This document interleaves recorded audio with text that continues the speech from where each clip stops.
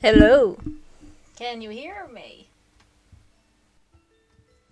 I hope I'm not too loud or anything. I really hope it's good. Because I can't hear myself. Um,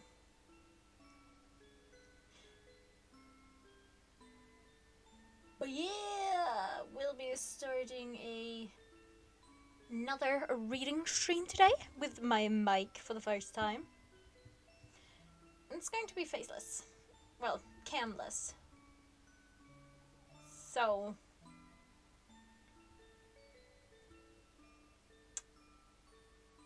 one sec, I'm just gonna try and listen to it on my computer if the sound is good.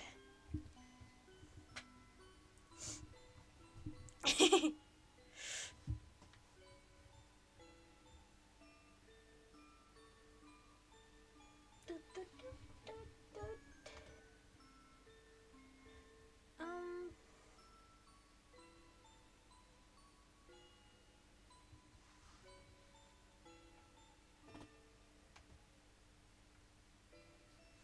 let's see. I honestly don't know if you can hear me.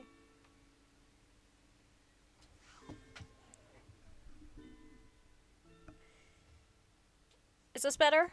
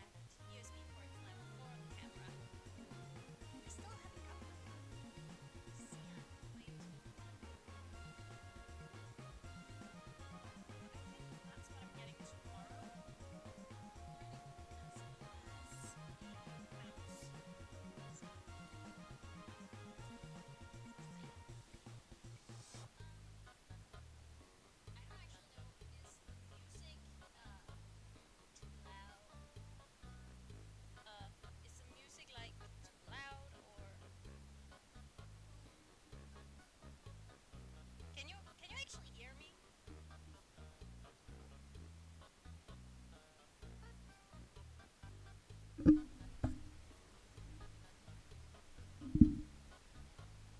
Can you hear me? Yeah, you can hear me now, right? Have I just been talking and you can hear me? Wow. Well, I do not have a face cam today because I don't feel like I look good enough for it right now. And also I do not have my USB hub yet. So I don't have any more USB ports to put my camera in.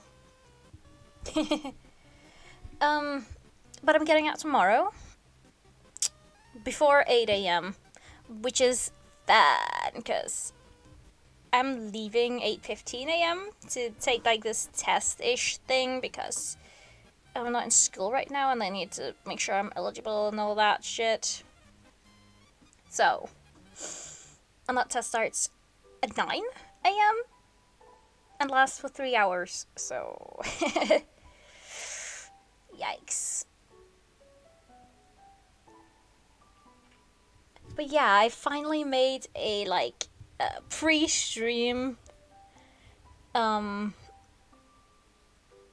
what's that called? A pre-stream scene. And that's my dog. Her name is Happy. Yeah.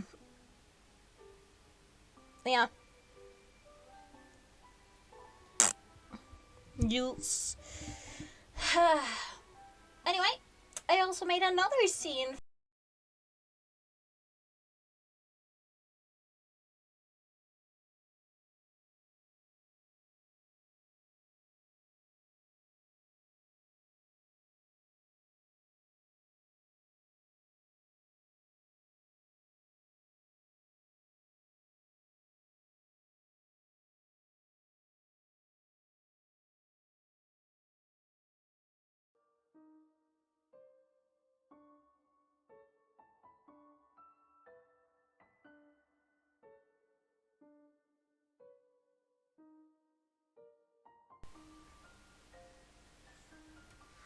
Forgot to put the mic in here as well. Anyway, as you can I still need to do something with the transitions, but yeah. This is what my reading stream looks like. My reading stream scene looks like. So like, we just have a nice and calming background. And we got what book I'm reading currently, and I am starting Moon Rising today, which is the 6th book of Wings of Fire. So yeah, I hope y'all like it.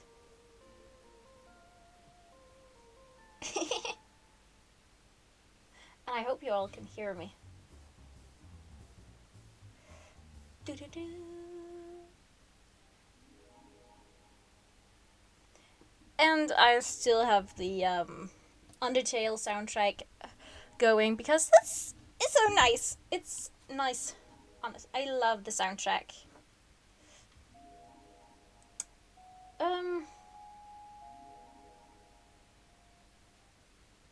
So yeah. Oh, what's that?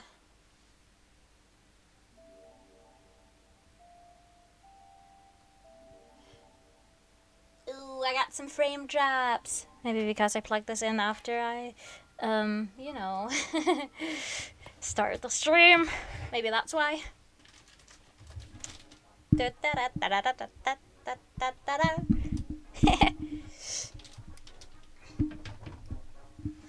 But yeah, we are starting Moon Rising today.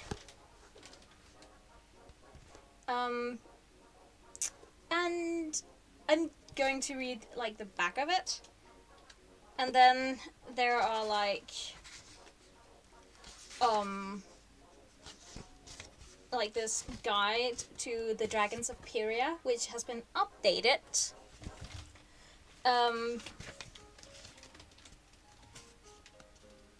And then like Welcome to the Jade Mountain Academy, which we heard about they wanted to do in the beginning, like in the end of the last book. And then in the guide there's like updated stuff about the Dragons of Pyria, like description, abilities, queen, and what students they have that go to Jade Mountain Academy. And then there is a new prophecy, which I'll be reading. And then obviously there's a prologue, and then we take 5 chapters. So this is gonna be a long stream. And you just let me know if I'm too loud, or I'm not loud enough, or you can't hear the music, or, you know, anything really. I think I need to turn up the music volume. Volume up the music up. Is that better? I hope so.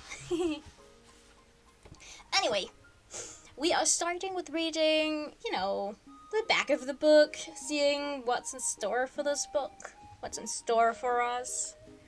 Yeah. Peace has come to Pyria. For now. The war between the tribes is finally over, and now the Dragonettes of the Prophecy have a plan for lasting peace. Jade Mountain Academy. A school that will gather dragonettes from all the tribes and teach them to live together, perhaps even as friends. Moonwatcher isn't sure how she feels about school, however. Hidden in the rainforest for most of her life, the young Nightwing has an awful secret. She can read minds and even see the future. Living in a cave with dozens of other dragons is noisy, exhausting, and dangerous.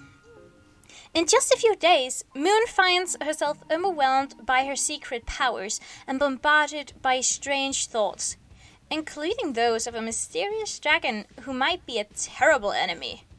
And when someone starts attacking dragons within the academy, Moon has a choice to make. Stay hidden and safe, or risk everything to save her new friends. So this is gonna be interesting. Because Moonwatcher is someone we have not been introduced to yet. Alright.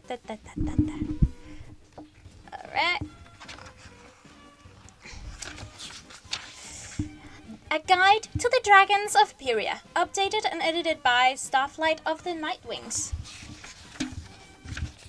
Welcome to the Jade Mountain Academy. At this school, you will be learning side by side with other dragons from all the other tribes, so we wanted to give you some basic information that may be useful as you get to know each other.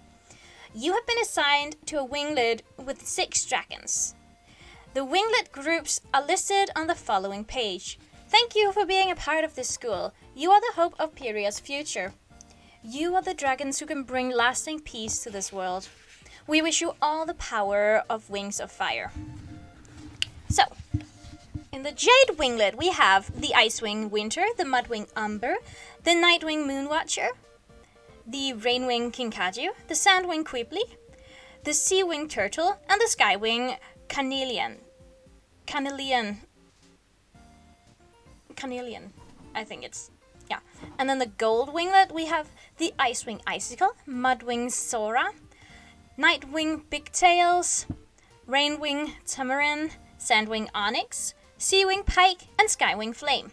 In the Silver Winglet, we have the Icewing Changbai, the Mudwing Sepia, the Nightwing Fearless, the Rainwing Boto, the Sandwing Ostrich, the Seawing Anemone, and the Skywing Thrush. In the Copper Winglet, we have the Icewing Alba, the Mudwing Marsh, the Nightwing Mindreader, the Rainwing Coconut, the Sandwing Pronghorn, the Seawing Snail, and the Skywing Peregrine.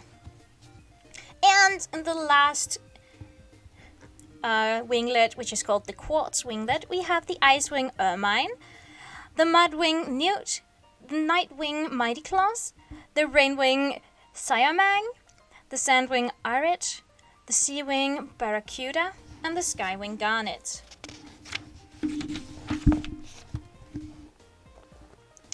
And then we have basic information about each of the dragons of Pyria.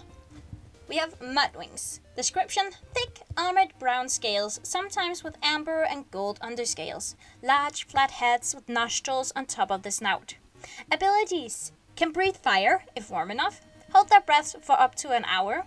Blend into large mud puddles, usually very strong. Their queen is Queen Moheen. The students at Jade Mountain is Marsh, Newt, Sepia, Sora, and Umber. Sandwings. Description: pale gold or white scales, the color of desert sand, poisonous barbed tail, forked black tongue. Abilities: can survive a long time without water, poison enemies with the tips of their tails like scorpions, bury themselves for camouflage in the desert sand, and breathe fire. The Queen. Since the end of the War of Sandwing Succession, Queen Thorn. Students at Jade Mountain: Arid, Onyx, Ostrich, Pronghorn, and Quibbly. Skywings. Description: red gold or orange scales, enormous wings. Abilities: powerful fighters and flyers, can breathe fire. Queen Ruby, although some dragons still support Queen Scarlet, who may be alive and in hiding. Students at Jade Mountain: Carnelian, Flame, Garnet, Peregrine, and Thrush. Sea Wings. Description: blue or green or aquamarine scales, webs between their claws, gills on their necks, glow-in-the-dark stripes on their tails, snouts, underbellies. and underbellies. Abilities: can breathe underwater, see in the dark, create huge waves with one splash of their powerful tails. Excellent swimmers.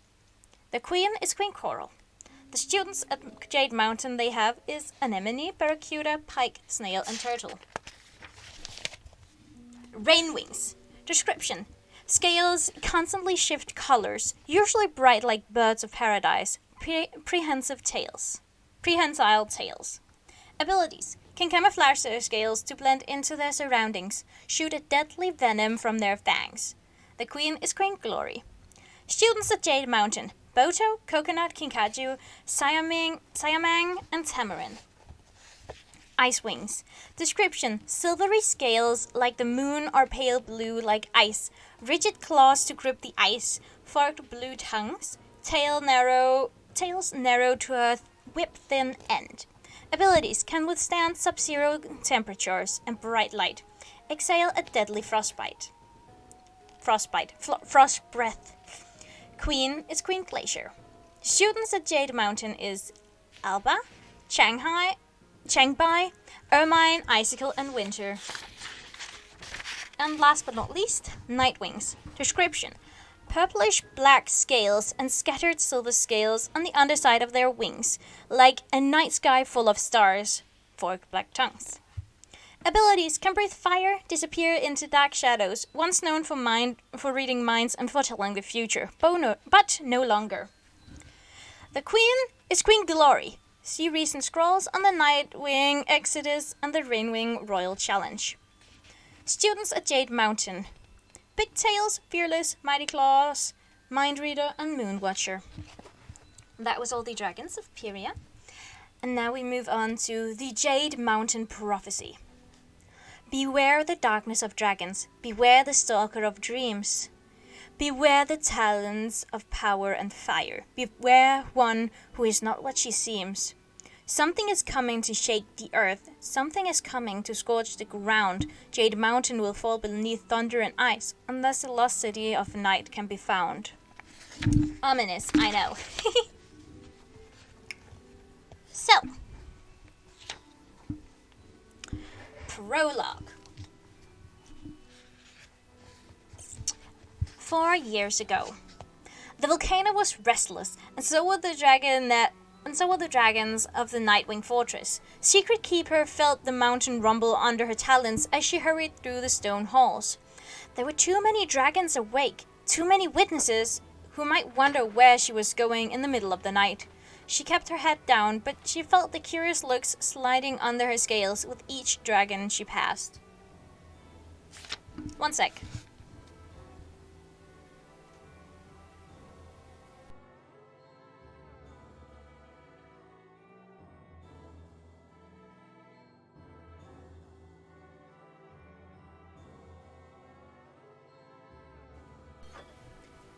Sorry. How many of them knew what tonight should have been? Did anyone remember? She didn't need to count days to know. Her bones ached with knowing. It was like a voice in her head screaming, "Tonight, it's hatching, hurry, don't get caught, hurry." Because if it happened and she wasn't there, she imagined hungry panthers prowling the undergrowth, dangerous crocodiles with gleaming teeth, or unpredictable, curious idiot dragons who might do anything with a mysterious abandoned egg. But she couldn't run, not with the other Nightwings still awake and watching her. Why tonight, of all nights? Usually everyone in the tribe slept like sloths from dusk to dawn. Just before she reached the ledge, she passed Mastermind and Farsight. Mastermind gave her a hard stare. He knows, she thought with a stab of panic. But it was Farsight who stopped and spoke to her. "Oh, Secret Keeper, poor dear," she said, folding her wings. Secret Keeper winced. Her name had never sounded more appropriate. Sometimes she wondered if her name had made her this way, if she was unconsciously trying to live up to it with the biggest, most unforgivable secret a Nightwing could have. "The egg you lost was due to hatch tonight, wasn't it? Are you all right?" Farsight went on. "Do you want someone to sit with you?" "No." Secret Keeper curled her claws in and shook her head. I'm fine, she said. Just going to get some air. Do you want some company? Farsight asked. Behind her, Mastermind frowned irritably. I know it's not the same, but when Morosia took my egg, Secret Keeper could only think of one way to stop her, and it was harsh. But she had to, because she had to go right now. It's not the same at all, she snapped, shooting a burst of flame out her nose. You have 2 surviving dragonettes, and one of them is off on the continent being pampered and overfed and worshipped by the talents of peace. So don't try to act like you understand me. Farsight recoiled as if Secret Keeper had bitten her. Mastermind looked startled, perhaps a bit impressed, maybe a little suspicious. Secret Keeper whirled and fled up the corridor before either of them could say anything else. I'll apologize tomorrow. She'll forgive me. Stop. Farsight is like that. She took a running leap off the ledge and soared down toward the black sand beach. Behind her, the volcano rumbled again, and the dark clouds overhead glowed with an ominous red light. The air was heavy and suffocating, smelling of death and rotten eggs and burning rocks. Secret Keeper swooped low over the red gold lava river, the brightest spot on the island, and then veered toward the cave. Only one guard tonight. Nobody really believed any of the rainforest dragons would find their secret tunnel. The guards were often asleep when she came, and Secret Keeper had frequently been able to sneak past without waking them. But not tonight. Prey Hunter was sitting out on the ledge overlooking the beach, watching the volcano and fidgeting nervously.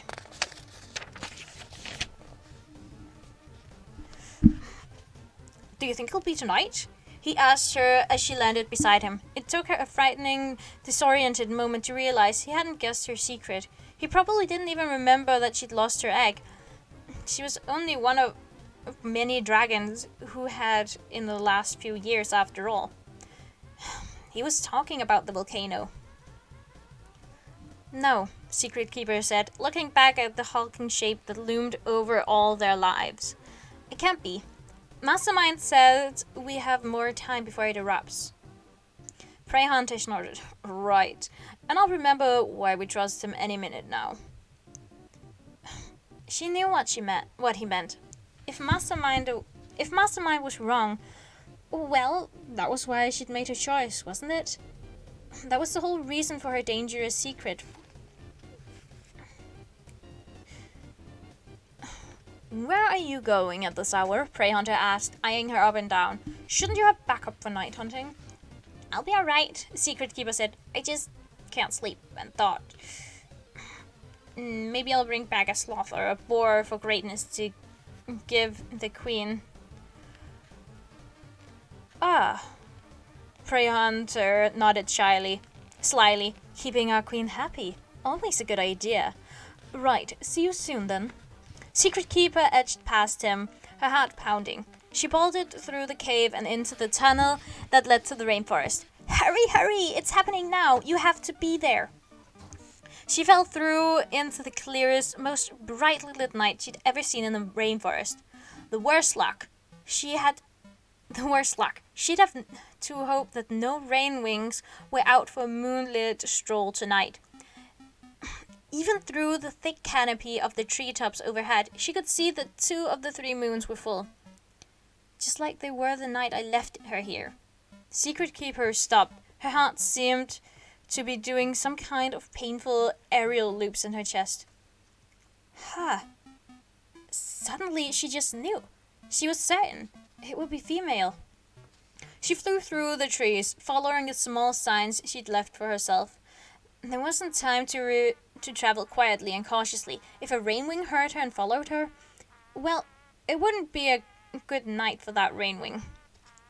Plunging down toward the fallen tree, the artful pile of leaves that curved the curving ferns. Finally she was here. Finally. Her egg was gone. Secret Keeper scrabbled frantically in the dark hollow. It couldn't be gone. One black egg in the darkest hiding place in this gigantic rainforest. Who could have found it? Where did they take it? I should have kept her with me. I shouldn't have lied to my tribe. I only wanted to protect her from that island, from the smoke and the smell and the rules and the misery, and from the constant fear that the earth will swallow us in fire at any moment. Sorry, I need to yawn.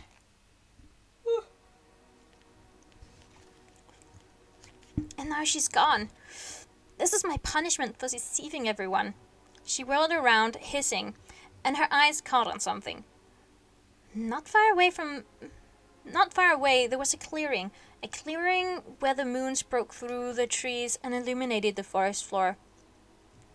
In the center of the moonbeams was her egg. At least, it had to be her egg, but it wasn't black anymore. The last time she had been able to sneak out and check on it 3 days ago, it had been ebony black, like every Nightwing egg. Now, it was an eerie silver color, as polished and glimmering as if a piece of full moon had fallen from the sky. Secret Keeper approached it warily. Was this a trick? Was someone watching, waiting to catch her? Mastermind? Greatness? Or was there something wrong with her egg? 5 starburst-shaped cracks already marked the smooth curve of the silver shell. Secret Keeper circled it, inhaling the scent around it. How did it roll over here? Why did it change color? There were no clues in the mossy hollow where the egg now lay, bathed in sunlight. The egg rocked suddenly, and a long crack splintered across the top of it. Secret Keeper felt a burst of panic. Was she supposed to help somehow? Should she crack the shell herself? Or try to keep the egg warm? She'd never seen a hatchling before. There were so few hatchling on the Nightwing Island, and hardly anyone was allowed to attend them, for fear of contaminating the precious new dragonettes. If she hadn't lied to everyone about having stomach cramps during a hunt in the rainforest, about the egg coming out cracked, about burying the pieces alone, if she'd had her egg on the island, then she would probably have gotten to see a hatchling in the last year. There had only been one, a dragonette called Mighty Claws. An expecting dragon would have been welcome to see now a An expecting dragon would have been welcome to see how a hatching worked. But not a dragon who'd lost an egg. There were several dragons on the island whose eggs had cracked before they hatched, and it was considered a kindness to keep them apart from the healthy eggs and dragonettes. So Secret Keeper had no idea what to do. She'd never heard an egg turning silver. She'd never heard of an egg turning silver. Had she done something wrong when she let the egg alone? All alone? Had she hidden it in a place that was bad for it? Maybe she was supposed to be turning it every night or something like that. Maybe she'd already ruined the dragonette's life before it even hatched. And what would happen now? What if her dragonette was broken? After all the lying and worrying, she wasn't sure she could survive if there was something wrong. I will love her anyway, she thought fiercely, hoping that was true. Secret Keeper brushed away tears, trying to focus. No matter what, there was a living dragonette in that egg trying to get out. She crouched and gently wrapped her talons around the eggshell. The shell instantly splintered into 1,000 pieces, showering the ground with glittering shards. Sitting in between Secret Keeper's claws, blinking, was a tiny black dragonette. Oh, Secret Keeper gasped. The dragonette looked up at her mother's head and wings towering over her. She squeaked once softly and then stood up and shook herself, unfurling her own small wings. Secret Keeper stared at her in awe. She was perfect in every way. Her scales gleamed as though they'd been polished. Her claws were miniature, curved crescents. Her tail was the most perfect tail Secret Keeper had ever seen. She already looked healthier than every Nightwing Secret Keeper knew, and that was enough. That was exactly why a Secret Keeper had risked so much. She wished she could share this moment with the dragonette's father, but he couldn't be trusted. He would almost certainly tell the tribe and insist she be raised on the island. If that meant he would never learn he had a daughter, then too bad. The dragonette tilted her head back to stare up at the two full moons. Their silvery light reflected in her eyes, and Secret Keeper realized there was one odd thing about her. A silver scale shone on the outside corner of each eye, like a teardrop about to fall. Odd, but beautiful. Her small talons reached toward the moons, as if she wanted to pull them out of the sky and roll them around. Secret Keeper picked her up, feeling large and unwieldy with something so small and delicate. She lifted the dragonette up to see the moons and then brought her in closer, cuddling her to her chest. "I'm your mother, little one," she whispered. "I'm going to call you Moon Watcher. You're going to have the happiest life any dragon has ever had. And you're going to live forever and ever, and the volcano will never have you." Oh,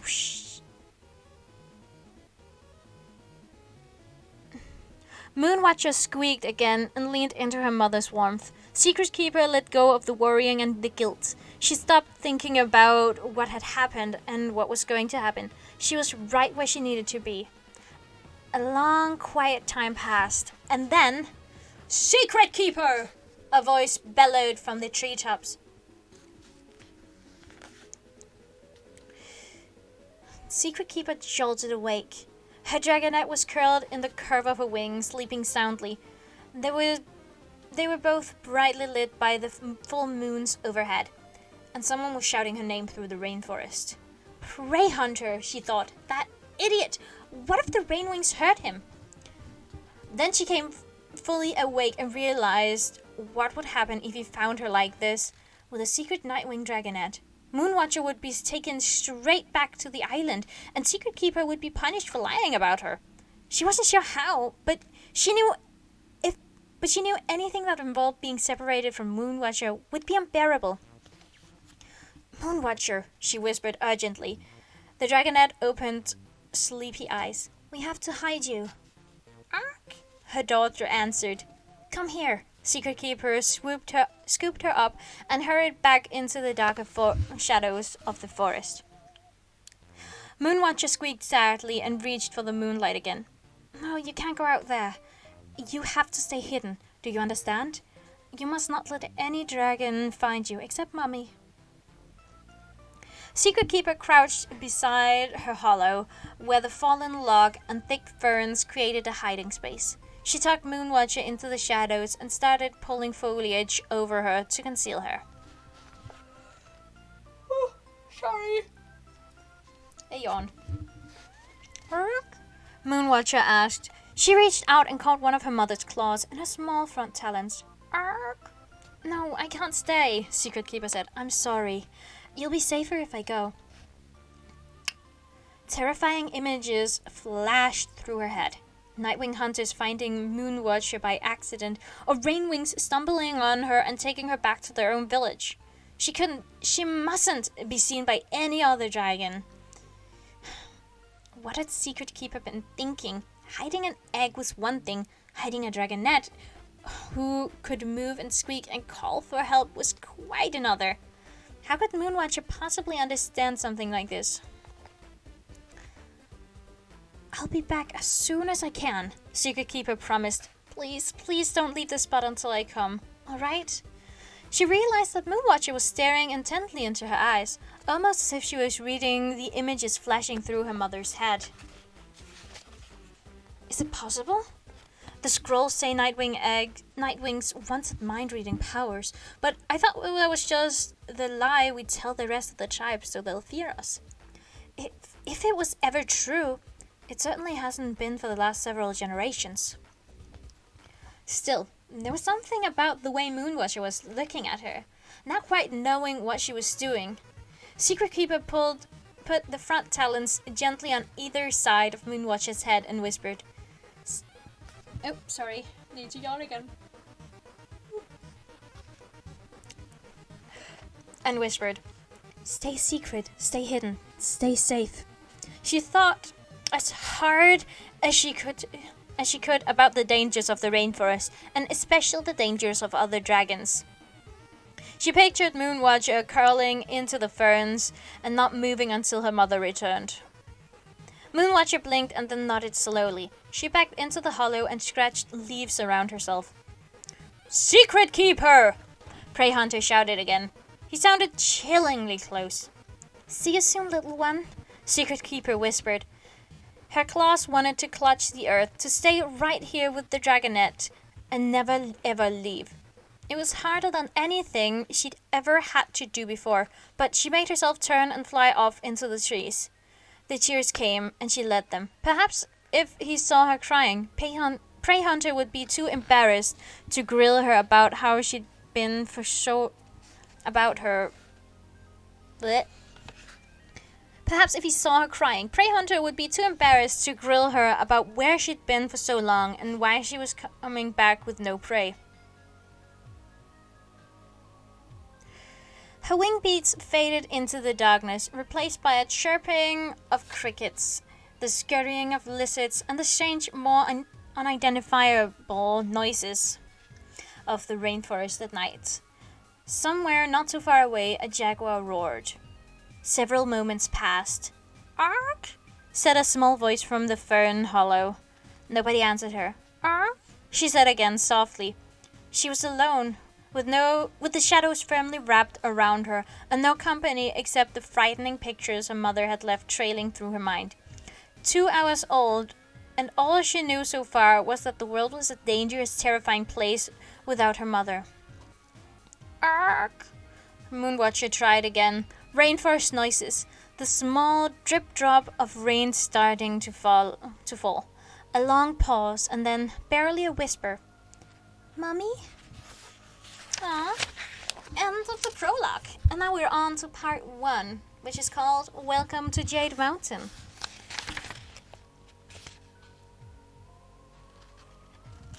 And sorry about that.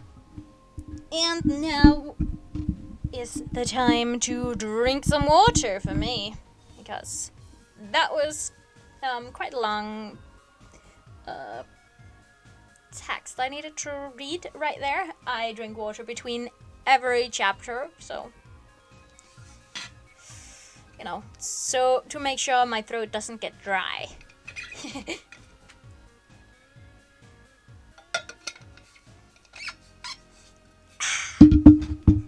Anyway, chapter 1.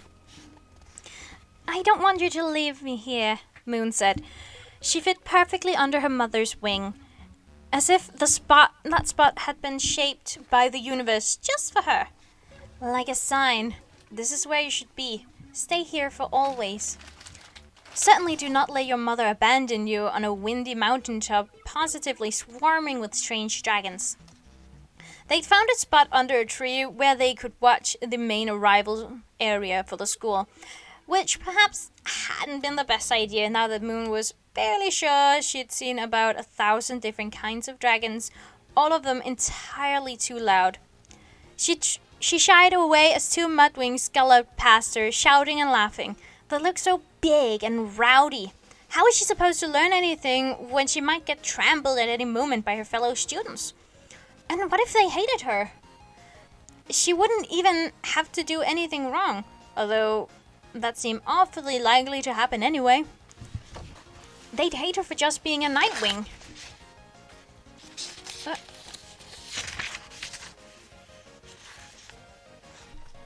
They'd hate her for just being a Nightwing.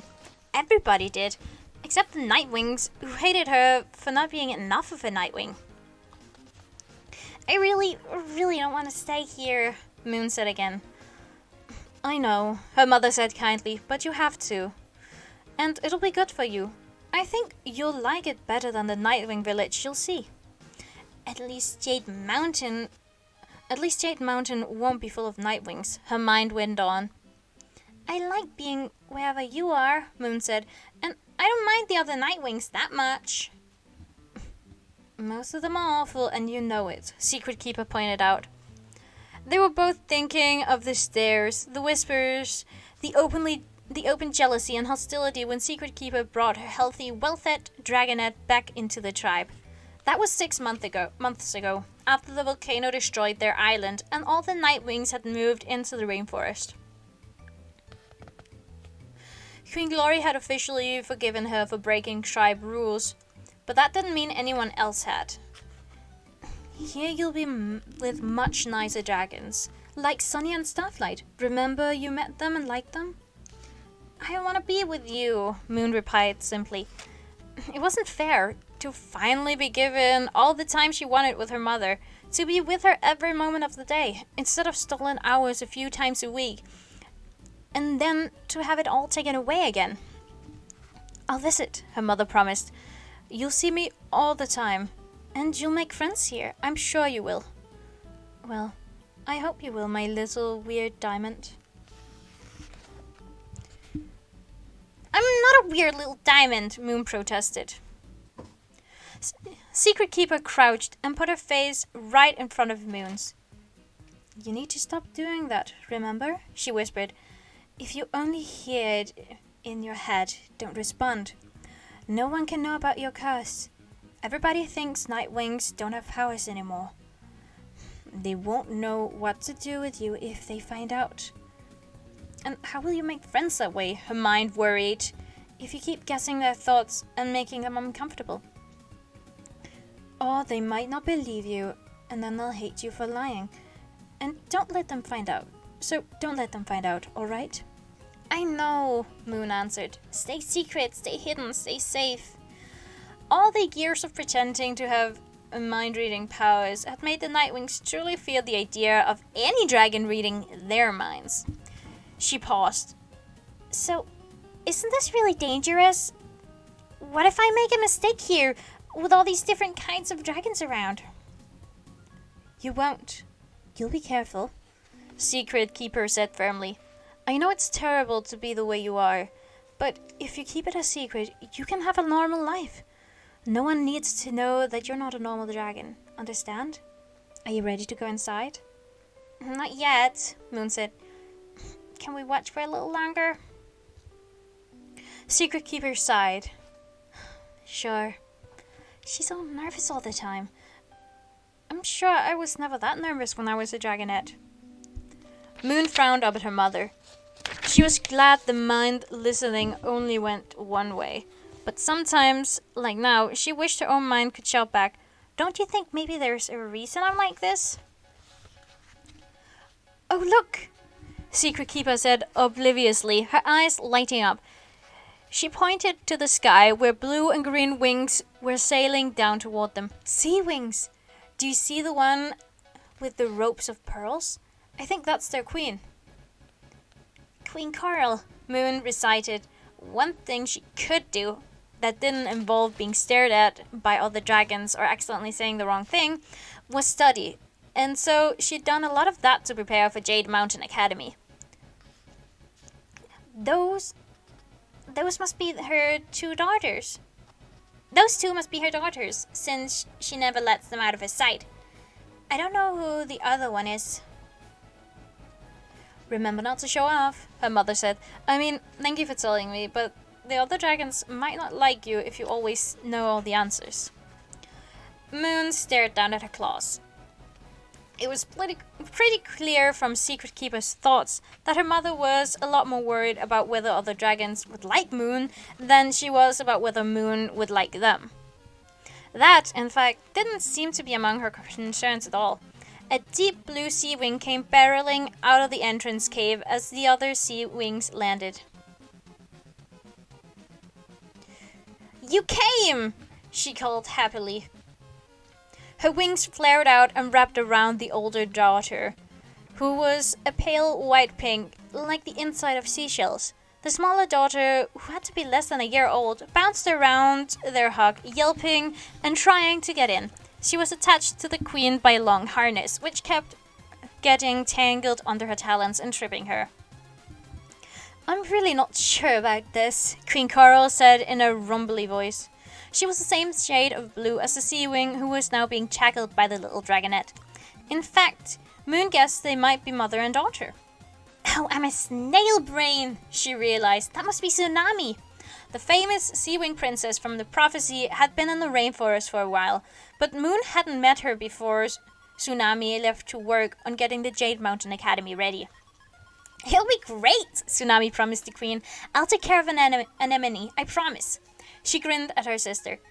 Me too, yelped the little dragonette. "I want to go to school too." She pounced on her harness and wrestled it to the ground, growling at it.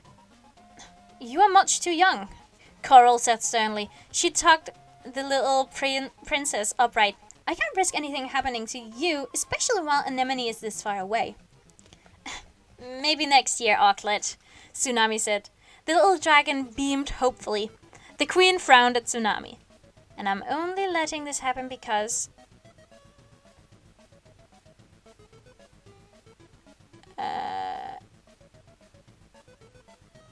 Sorry, that wasn't Tsunami. The queen frowned at Tsunami. "And I'm only letting this happen because Anemone has been badgering me about it every day since she got your message about the school. But you can come home anytime, you understand? If you feel threatened, or lonely, or overworked, or tired." "I'll be fine," Anemone said, wriggling around from her mother's hug. Moon felt her own wings drooping. Why didn't Secret Keeper want to keep her close like this? Why wasn't she getting a speech about coming home the moment she got lonely? Was it because her mother thought she was cursed? Maybe Secret Keeper really wanted to keep Moon as far away from her as possible. Her thoughts never quite said that. But she'd learned to block some of them over the last 4 years. And she did worry all the time about Moon's mind reading. Moon wasn't sure she wanted to be more normal if that meant grumping around, thinking only her own thoughts and mostly all about herself, the way most Nightwings did. But her mother seemed very sure that she'd be happier that way. Maybe acting normal was something she could learn here. "Who's this?" Tsunami asked, turning to the last Sea-Wing dragonette, who sat behind Queen Coral with a patient expression on his face. He looked about Moon's age, and he was dark green, like an emerald hidden in a cave, with flashes of bright green under scales and hints of gold in his eyes. He was a little plump, with a sweet extra curve to his snout and upper arms, and his webbed talons were splayed out like he was worried the wind would shove him off the mountain. Unlike Anemone and Auklet, he was not adorned with pearls or jewels. His only accessory was a kind of gold armband studded with glittering black rocks. "This is one of your brothers," Queen Coral said. "He heard about this and really wanted to come too." Which one of you are you again?" "Turtle," he said, shooting Tsunami a friendly smile. "One of my brothers?" Tsunami echoed. "I didn't realize. I guess I knew the male eggs were surviving every time your female eggs were destroyed by Orca's statue. But I didn't think about having brothers. But I didn't ever think about having brothers." "There are about 30 of us," Turtle said with a shrug. 30? Tsunami shouted. "I have 30 brothers." "Well, 32, he said. His gaze caught Moon watching, and he wrinkled his snout in an amused way. "Why didn't you mention this before?" Tsunami demanded, whipping toward her mother. "Who cares about them?" Coral asked. "They can't inherit the throne." Moon tilted her head at Turtle, expecting a reaction, and realized she wasn't hearing any thoughts from him. Nothing at all, just a quiet hum, almost a soothing blankness. That was strange. Moon had only met a few dragons who could block her reading at all, and then only sometimes, and they didn't even seem to know they could do it.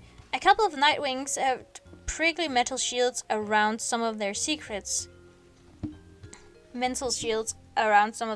But Queen Glory was the best at it. The Rainwing Queen clearly wasn't intentionally shielding her thoughts from mind readers, but whenever she got uncomfortable, some kind of instinctive wall went up around her mind. She did the same thing with her scales, keeping them from showing her emotions. It was unsettling, but in a way that always made Moon really curious. What were they hiding? Was their shielding ability something they inherited or something they instinctively developed? Turtle wasn't like Glory or those Nightwings, though. His mind didn't feel like a thorny wall radiating. I've got secrets to keep out. It was just serenely still.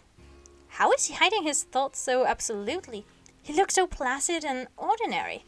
On the other Talon, one thing Moon was able to figure out so far was that nobody was ordinary on the inside. Tsunami rolled her eyes. Well, I'm happy to meet you, Turtle, she said, and I'm glad you're joining our school so I can get to know you better.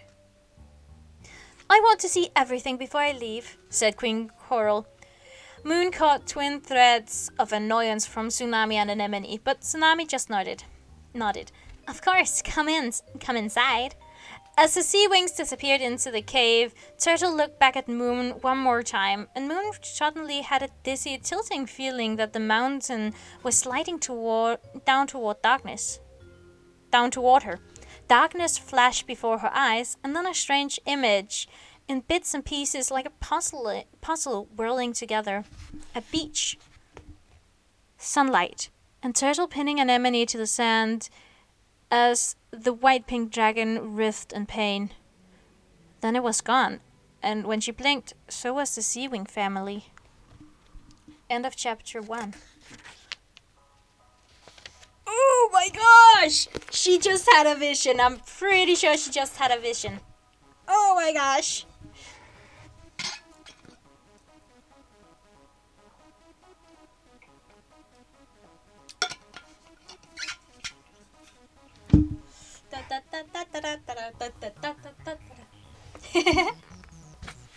Chapter 2. Moon shivered. What was that? But she knew. She'd known since she read the scrolls that said Nightwing powers include mind reading and visions of the future. That was where her nightmares came from. The future. What she didn't know was whether the visions were inevitable or how to interpret them, or what in period to do about them, since, as far as she could tell, she was the first Nightwing in hundreds of years to have the legendary powers of the tribe. Lucky me! And if the other Nightwings wouldn't be able to handle mind reading, she was pretty sure visions from the future weren't going to go over well either. She hadn't even told her mother about those. One curse was bad enough. Turtle hadn't looked sinister at all, despite the weird blankness of his mind. And she knew quite a lot about sinister vibes after living with the Nightwings for the last few months. But perhaps any dragon could become dangerous as they got older. Although he hadn't looked much older or bigger in the vision. Or perhaps he was simply much better at hiding his true nature than any other dragons she'd met before. Wow, a real queen, Secret Keeper said. I've never seen one before. You see Queen Glory all the time, Moon pointed out, only half listening. Queen Glory is barely older than you, Secret Keeper answered. I mean a real queen, someone who's ruled her tribe for years and years. Moon studied her mother sideways. Many of the Nightwings harbored bitter thoughts about having a Rainwing for their queen now, but she didn't think her mother was one of the grumblers. All right, her mother said suddenly and briskly. That's enough hiding in shadows and observing. Time for you to go and find your cave. Already? Moon was seized with a horrible familiar feeling of terror. Alone? Aren't you coming inside? This will be good for you, her mother said. I hope. Remember, Secret Keeper.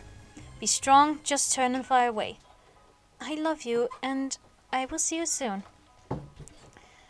Secret Keeper took a step back, averting her face, and Moon glimpsed a thought track her mother had been carefully burying.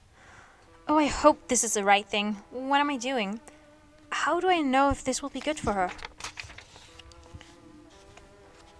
Moon's heart leaped. She doesn't want to leave me, she realized with a surge of hope, but her mother was already hugging her, whispering hurried goodbyes in her ear. Wait, Moon said desperately. What if I came next year instead? What if Trust me, Moonbud, her mother said, cupping Moon's snout in her front talons. You will love it here. Just keep your cards hidden and you'll be fine. Act normal, no matter what happens. And write to me soon. Goodbye. A moment later, Secret Keeper was just a dark shape winging away through the threadbare clouds, taking Moon's heart away with her. Moon stayed under the tree for a while, decidedly not crying, and watching more students arrive. There weren't actually 1,000, she knew. There were only 35 students, and it was a privilege to be one of the first few invited to attend. Which made, why me, an even more mysterious question. Well then, she thought, when she couldn't put it off anymore. Imagine this is the rainforest, and you're hungry, and your mother's been gone for 3 days, and you can smell a bunch of bananas inside the cave. If I could be brave enough to feed myself when I had to, I can be brave enough to walk into a school and find a place I'm supposed to be. She shook her wings, waited for a moment when all was quiet, and on the landing ledge, and darted forward into the yawning mouth of the entrance cave.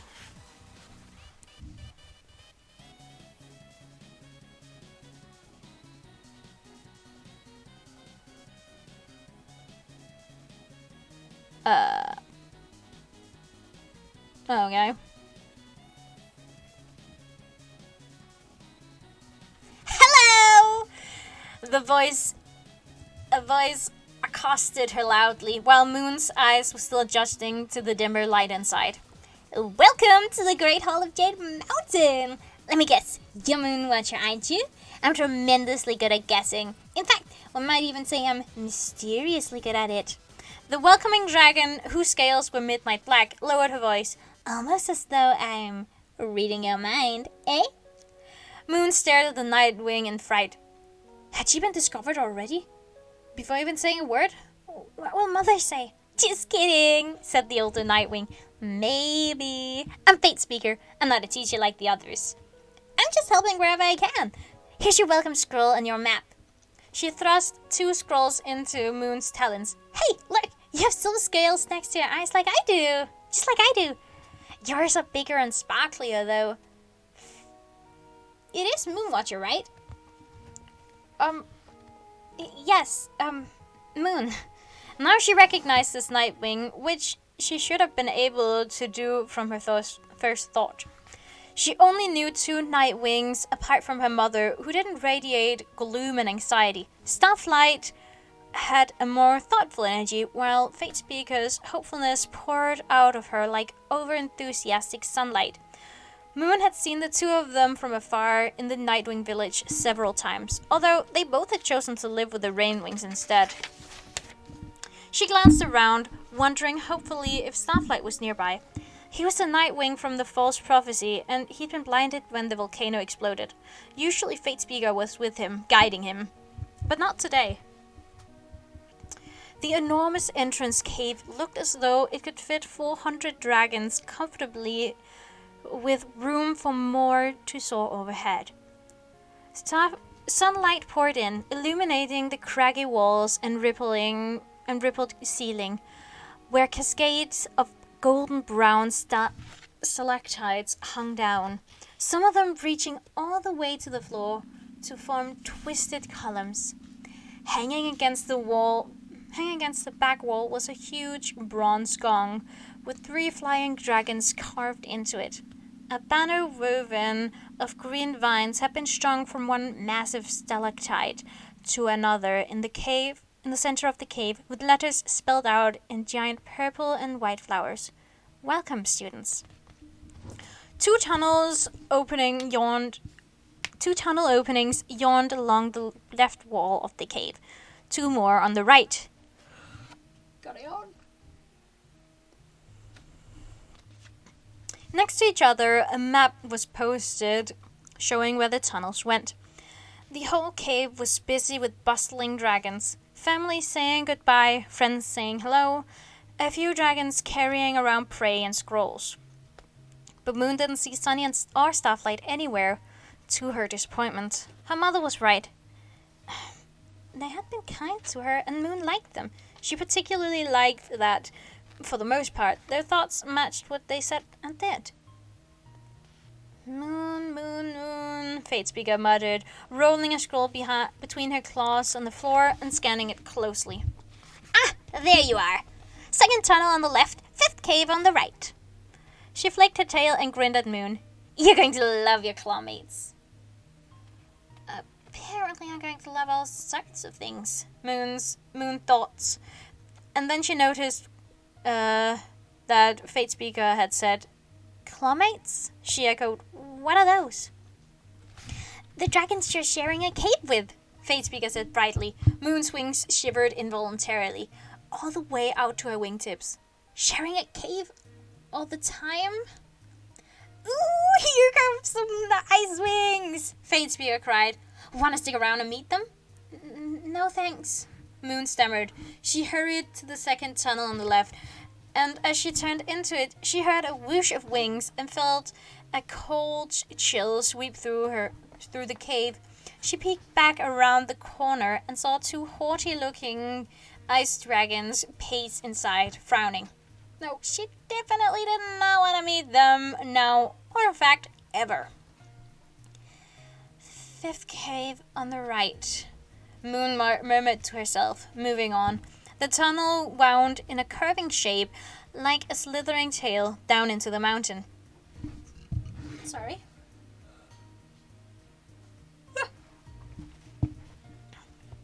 Overhead, grass green, butterfly blue, and hibiscus yellow glass globes hung from a wire strung along the ceiling, each of them glowing with fire so the walls were lit with color.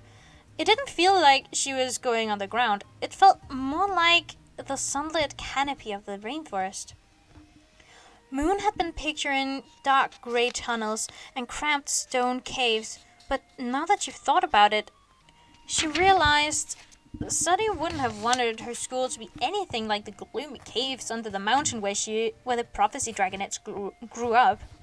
Soon the tunnel straightened out, and Moon could see small cave openings all along either side. This must be the corridor of sleeping caves. She could sense that some of them had 2 or 3 dragonets inside already.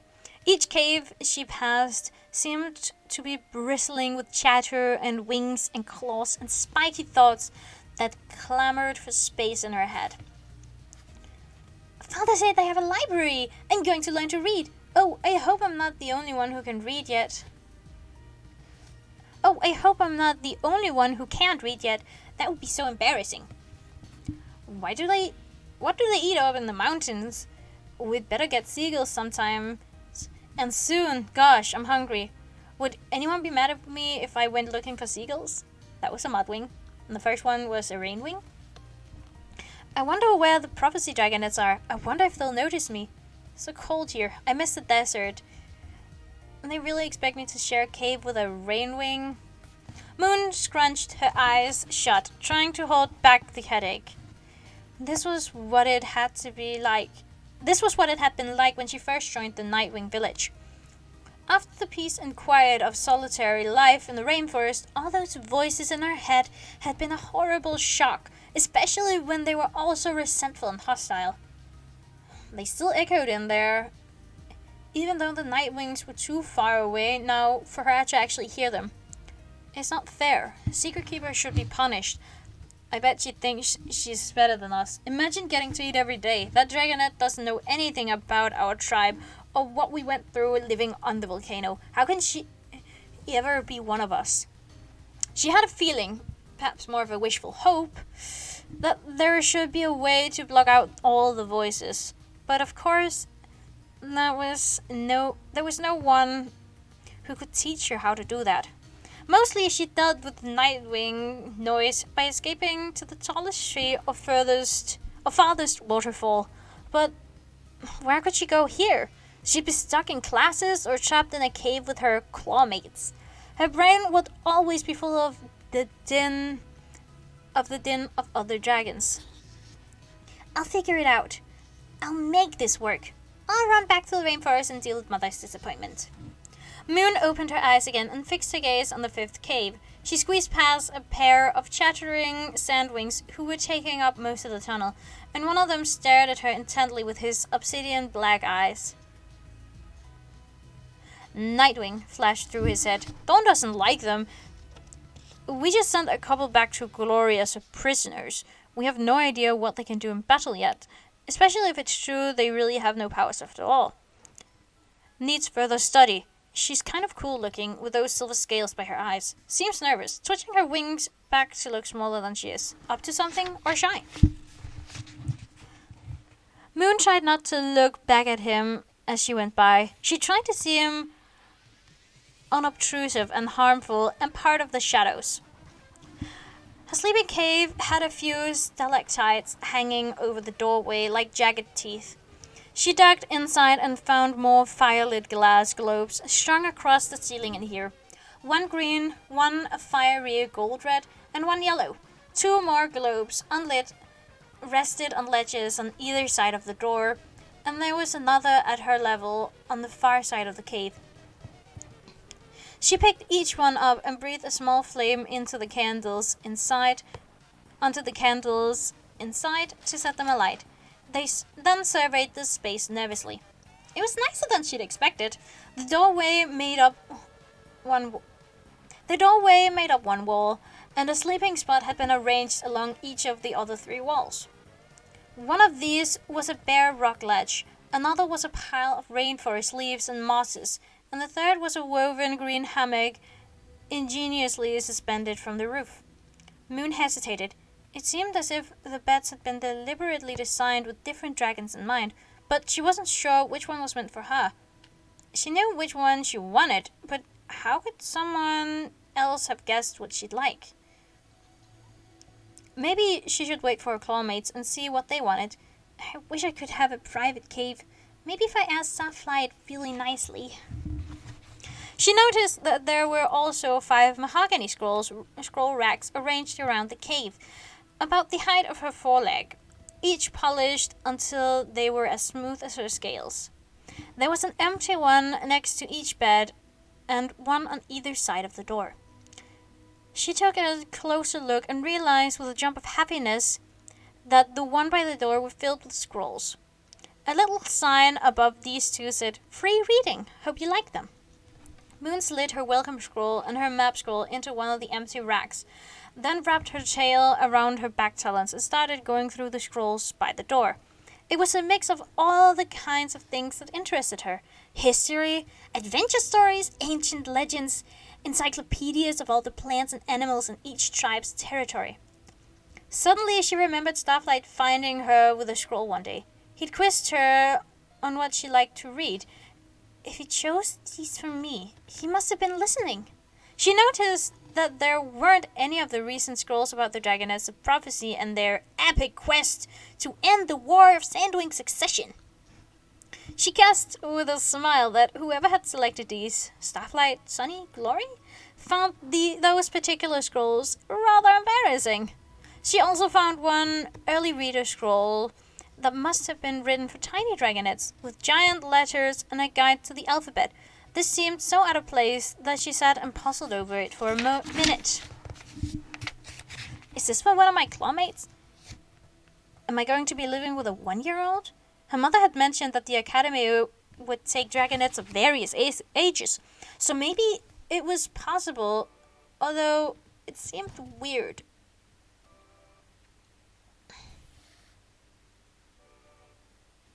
Out of nowhere, Moon felt a sudden burst of angry energy like a spear driving through her skull. She crumpled forward, clutching her head, as shouts and roars echoed in the hall. "Get your fish-smelling tail away from me! I face bigger sea wings than him in battle if he's trying to start something. Don't you dare blow smoke in my face! She could be one of the Skywings who destroyed our summer palace." "Ow," Moon whispered. "Ow, ow, ow." The headache was so blistering. She considered running into the rock wall to knock herself out, and then, very softly, under all the yelling she heard, Uh-huh. There you are. Moon's head snapped up, and she winced as another bolt of pain crackled through it. This voice. It was unlike anything she'd ever heard before. It sounded crisp and clear and right in her ears as if it was talking to her. I am talking to you. Instinctive fear whipped through Moon's veins, paralyzing her. All of her mother's nightmare scenarios started playing in her head again. Don't trust anyone new. Don't trust anything unusual. Don't let anyone know what you can do. Stay secret, stay hidden, stay safe. 3 moons, said the voice. Aren't you a jumpy one? Who are you? Moon whispered. Who are you? It answered back, and then, as if the speaker had plucked the answer from her thoughts. Hello, Moon Watcher. Another telepath? How was that possible? Moon tried to push back. She imagined reaching out with her talons, trying to grab onto the voice and open up what was happening in the mind behind it. It's as if you've had no training at all, the voice chuckled. How old are you? Again the pause, and this time Moon thought furiously of as many different numbers as she could. 4 already, and that's all you can do? Who are you? Moon demanded. How are you doing that? You really have no idea, the voice mused with a hint of puzzlement. Fascinating. Let me think about that. She listened, pressing her temples to hold her headache at bay, but the voice didn't come back. Are you still there? She whispered. No response. Did I imagine it?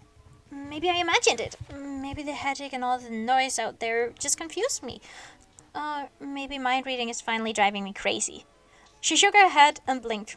But if it was a real mind reader, maybe they could teach me how to use my powers. Or expose me to everyone. Now that they know who I am, well, I have no idea who they are. Moon drew her wings around her with an anxious shiver. Hey now. Hey there. Stop. A real voice called in the hallway, interrupting the squabble. Clay! Clamored several voices at once in Moon's head. It's him, it's really him. Ooh, he's even cuter in real life. Ooh, look at his heroic limp. Ooh, I think he looked at me. Moon poked her head out of her cave and saw the large sloping back of the prophesy mudwing. Clay was gently holding apart a writhing sandwing and a hissing skywing. It's only the first day, folks, he said genially. Nothing to be so grumpy about already. You're probably both just hungry. Carnelian, take a deep breath and see me later. Pike, walk with me. He spread his wings over the sea wing's shoulder and firmly guided him away down the tunnel. The sky wing watched them go with narrow eyes, growling to herself. Then, to Moon's alarm, she swung around and marched right into Moon's cave. Without saying a word, she threw herself onto the rock ledge bed, folding her large scarlet wings forward over her eyes, and proceeded to stew in sullen silence. One of my clawmates, Moon realized. Yay. She blinked at the skywing for a moment, wondering if she should say something. Her heart was beating fast, and the headache was still there, receding slowly toward the back of her skull. She cleared her throat, swallowed, opened her mouth, and then gave up and turned back to the scrolls. Several minutes later, a whirlpool burst into the cave, nearly trampling Moon with bright yellow talons.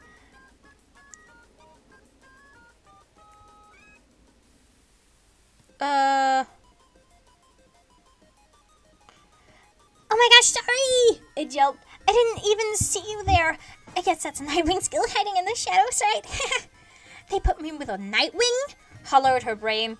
Hello, isn't anyone worried about my potential post-traumatic stress? But the little brain wing didn't drop her enormous smile for a moment. Her scales, too, didn't shift. They stayed a blindingly bright banana yellow, dotted with splotches of alarming raspberry pink. She seized Moon's front talons and pumped them cheerfully up and down. Isn't this exciting? I'm so excited, I can hardly stand it!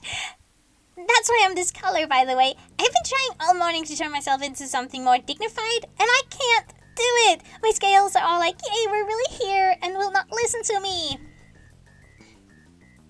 Moon noticed that there was a spot on the rain wing that wasn't eye-meltingly colorful. A triangle of 3 small black smudges over her wing that looked like tiny splashes of ink. I'm Kinkaju, the rain wing added, beaming. You're noisy, the skywing observed from under her wings.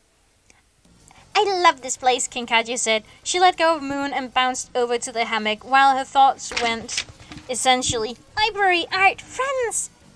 Have you explored it all yet?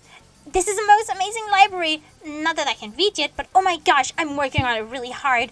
An art cave. It's full of all these colors of paint, like a couple of rain wings just emoted all over it.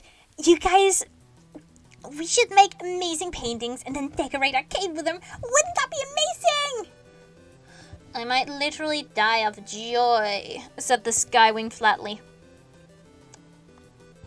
You look way healthier than most of the other nightwings, Kinkaju said to Moon, evidently deciding to ignore the skywing for the moment. Your scales are so shiny. I'd almost guess you were a rainwing in disguise, but you're not, are you? I didn't grow up in the volcano, Moon said softly. My mother hid my egg in the rainforest. Oh, Kinkaju said, and her brain went, aha. I've heard of you. Wow, that's a relief. That means you weren't anywhere near the nightwings who locked me up. I mean, I'm all for amnesty and making friends across tribes and forgiving each other and everything, but seriously, it was scary there. Like, I thought I might actually die, and so I figured maybe I'd start by making friends with some other tribes first and gradually work my way back around to the nightwings. But you're hardly a nightwing at all, so that's okay then. Moon winced. Hardly a nightwing at all was essentially what she'd been hearing in all the nightwings' thoughts about her for months. It was a little brutal to hear someone just say it out loud. So, what's your name? Kinkaju asked. Moon. I mean, Moonwatcher, but just Moon, really. Sure, Moon. And who are you? Kinkaju asked the skywing. I'm a warrior, the scarlet dragon thought bitterly, keeping her face hidden. A loyal soldier in Ruby's army who never did anything to deserve this punishment of schooling and being forced to live with Ditzy and Mumbles over there. Moon hunched her shoulders and looked down at her claws. That wasn't fair. She did not mumble. Kinkaju turned back to Moon, her eyes sparkling. Ooh, it's a mystery, she said. We have to guess our third clawmate's name. I'll go first. I bet it's Squelch. What do you think? Squelch is a cute name, right? Moon didn't think she ought to smile, given the wave of outrage coming off the skywing. Squelch is a mudwing name, isn't it? She pointed out. True, said Kinkaju. Maybe her name is Friendly. That would suit her so well. That's not a skywing name either, Moon said. The red dragon's tail was twitching dangerously. Think outside the box, Moon. Look at her. I'm sure she'd love to be called Friendly. Let's do that until we find out her real name, Kinkaju said, and then broke down in helpless giggles. The skywing unfolded herself majestically and glared at Kinkaju with her wings spread wide. I have fought in 14 battles, the skywing thundered. No one giggles at me, least of all a rainwing who can't even read and knows nothing about war. She jumped off her ledge and swept furiously out of the door. There was a pause while Kinkaju got her giggles under control. Ouch, she said, but mostly fair. Although I think being imprisoned and experimented on by nightwings and then injured during a royal challenge should give me some battle credit, don't you? I think Clay said her name is Carnelian, maybe? Moon offered. Ooh, that's pretty, Kinkaju said. Do you mind if I take the hammock, by the way? Moon shook her head. The moss bed is all right with me. That's what you slept on while you were growing up in the rainforest. On the rainforest floor, right? Kinkachi guessed, nodding. This will be so great! We can bond over how much we miss papayas and adorable sloths. I don't miss anything yet. It's too fabulous here. Come see the library. Oh, Moon said nervously. I think I'll stay here for a bit longer. I need to just, Nonsense, Kinkachi said. She poked one of Moon's wings with her own. We're in a new place. This is really exciting. I want to show you everything. Oh, I hope she's not boring, Kinkachi's mind whispered. I don't mind shy. I can handle shy, but please don't be boring. Moon straightened her shoulders and folded her wings back. It meant trampling down her terror, but she absolutely did not want to seem boring to her first possible chance at a friend here. All right, let's go, she said, taking a deep breath. Yay! Kinkachi cried. She bounded out the door and Moon followed. As she stepped into the hallway, she heard it again. That bell of a voice in her mind. Oh, Moonwatcher, my new favorite dragon. This dragonette with a brain full of bubbles is not your only possibility. I believe you and I are destined for a great friendship. Moon shivered. Was it real? Was there a dragon somewhere reaching out to her? If so, how? And who was it? Another student? Was it a fellow Nightwing mysteriously hatched with the tribe's long-lost powers, just like her? How could she hide from someone who knew exactly what she was? I can help you, the voice whispered, and better yet, you can help me. And that was the end of chapter 2. We got 3 chapters left. Now, time for some water. I already know who that voice belongs to, but I'm not gonna tell you, because that's in another book that happens 2,000 years prior, and it will be kind of really spoilery for that book. So, but I already know who that dragon is.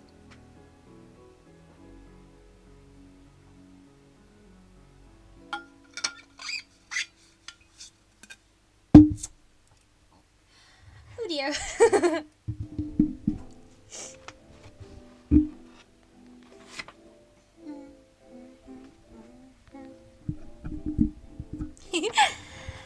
Chapter 3. Moon couldn't handle a mystery mind voice and a new school full of noisy dragons, all at the same time. She shoved her worries about the voice to the back of her head and tried instead to wrestle with the exhausting energy radiating off Kinkachi. Where are we going? Moon asked the Rain Wing as they headed along the tunnel, past all the sleeping caves, away from the Great Hall. She wondered if she should have brought the school map. Today is exploring day, Kinkachi said with authority. They want every day to be kind of an exploring day. That's the idea of the school. Find out what you're interested in and explore it. I'm interested in going back to my mother, Moon thought. Can I explore that? They? She echoed instead. The Dragonettes of Destiny, Kinkachi said, although they don't want anyone to call them that anymore. But what are we supposed to call them? The founders of the school? The founders of the school make sense too, I guess, but that makes them sound like they're perfectly ancient, like old slabs of rock way under the mountain. I'm really good friends with them, she confided as streaks of dark purple shot through her scales. Especially Queen Glory. We're practically best friends. They knew I wouldn't be able to read the announcements everywhere. I mean, not yet. So Sunny and Clay explained their whole plan to me ahead of time. Announcements? Moon paused to look around and saw a small rectangular board made of dark rock hanging under one of the torches. A note was written on it in chalk. Welcome to the Jade Mountain Academy. Feel free to explore the whole school today and every day. Everything is for you. Food is available in the prey center. Talk to Clay if you'd like to sign up for a hunting party. Please come see any of us anytime with questions or requests or worries or anything. More information about tomorrow will be posted tonight. Small group discussion classes will begin in the morning. Have a wonderful day. What small group discussion class? Moon wondered. It's exactly what it sounds like, Kinkajou said. Come on, come on! She tugged on Moon's wing impatiently, and the physical contact flooded Moon with Kinkajou's radiant excitement. Kinkajou bounded up a side corridor lined with hanging scrolls as she followed. Moon saw that each scroll had a quote on it. She didn't have time to read all of them, but she saw, knowledge is a flame in the darkness, and the claws of war are no match for the wings of wisdom. At the end, they turned into a space full of iridescent green sunlight. It was like stepping into a dream. Scrolls were everywhere, simply everywhere. In choppy holes along all the walls, and more racks and cylinders along the cave. Every corner had a spot to curl up and read in, sometimes a rock ledge, sometimes a pile of moss, or an arrangement of carpets. Only one reader was in there, a quiet-looking mudwing with a scroll curled on some reeds. She didn't look up as they came in. The only image Moon got from her mind was something like ripples of a mud puddle. Sunbeams filtered down through the skylights in the roof and windows along the wall. Each of the holes was covered with something thin enough to let the light through, but strong enough to keep the wind and weather out. Moon tilted her head back and studied the closest one. Emerald green with traces of veins branching through it. Leaves, she whispered. Sunny and Glory got them in the rainforest, Kinkajou said proudly. We use them sometimes as roofs for our rainwing houses.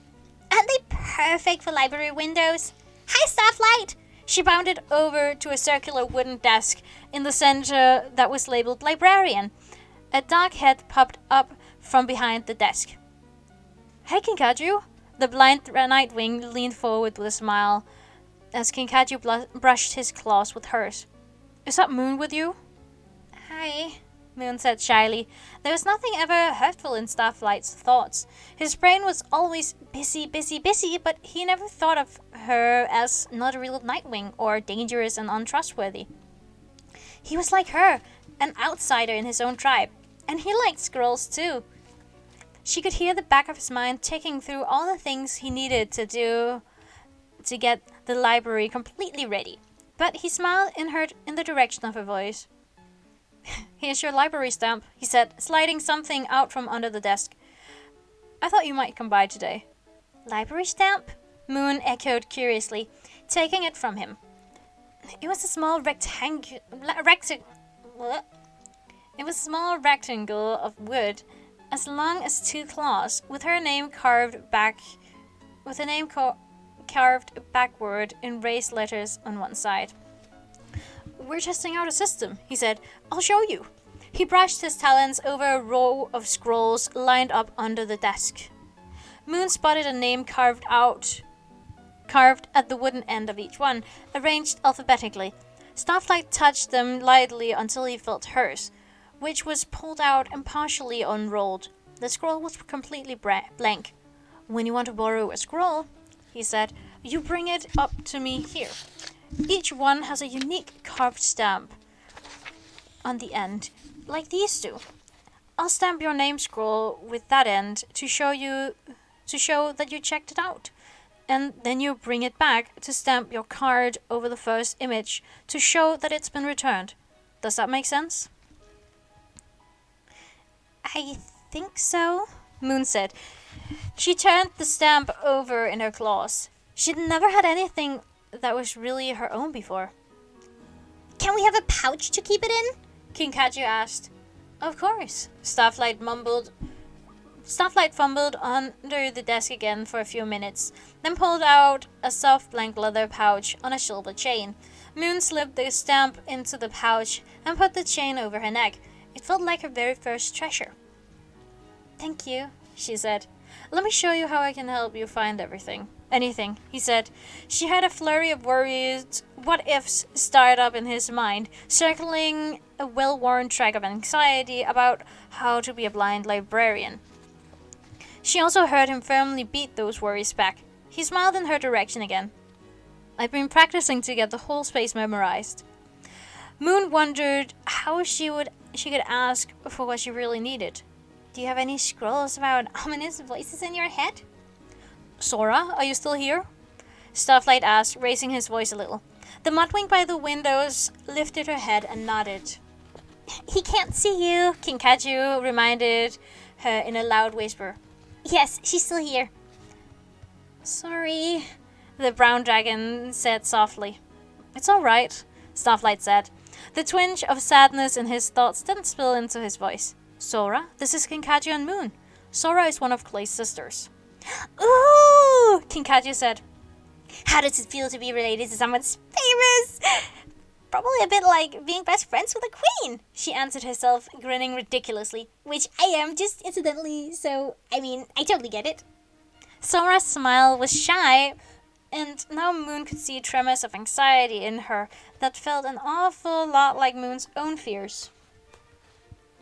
Clay's sister was as nervous about being here as Moon was.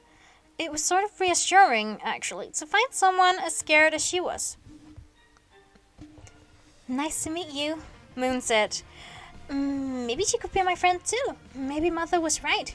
Maybe I will meet dragons I like here. You too, Sora nearly whispered, rolling her scroll between her talons. Let's go to the music wing next, Kinkajou said. Ooh, ooh. I heard there's an old ghost living somewhere in Jade Mountain. Maybe we can find him. Moon's ears twitched. A ghost? Was she hearing the voice of a ghost? That would be unsettling. You're talking about Stonemower, Starflight said, and he's not a ghost. He's Sunny's father, and he's a perfectly nice old Nightwing who's lived here for ages. He sleeps a lot and doesn't need a little dragonette sneaking up on him or pouncing on his tail to find out if he's real. He does like company, though, so if you're interested in a polite conversation with him, I can tell you how to find him. Polite conversations? Yawn! Kinkajou said with a shrug of her wings. You should tell everyone he's a ghost. That would be much more exciting.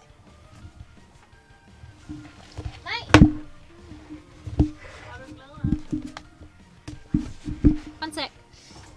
Vel? Sitt den där. Där den här.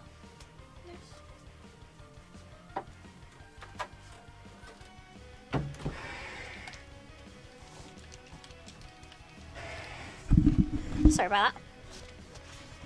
We back.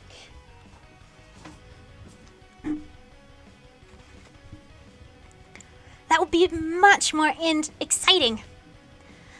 Not a ghost, but a real Nightwing, Moon thought. Maybe he's the one who can talk in my head. She'd have to ask Starflight for directions later, if she could work up the courage.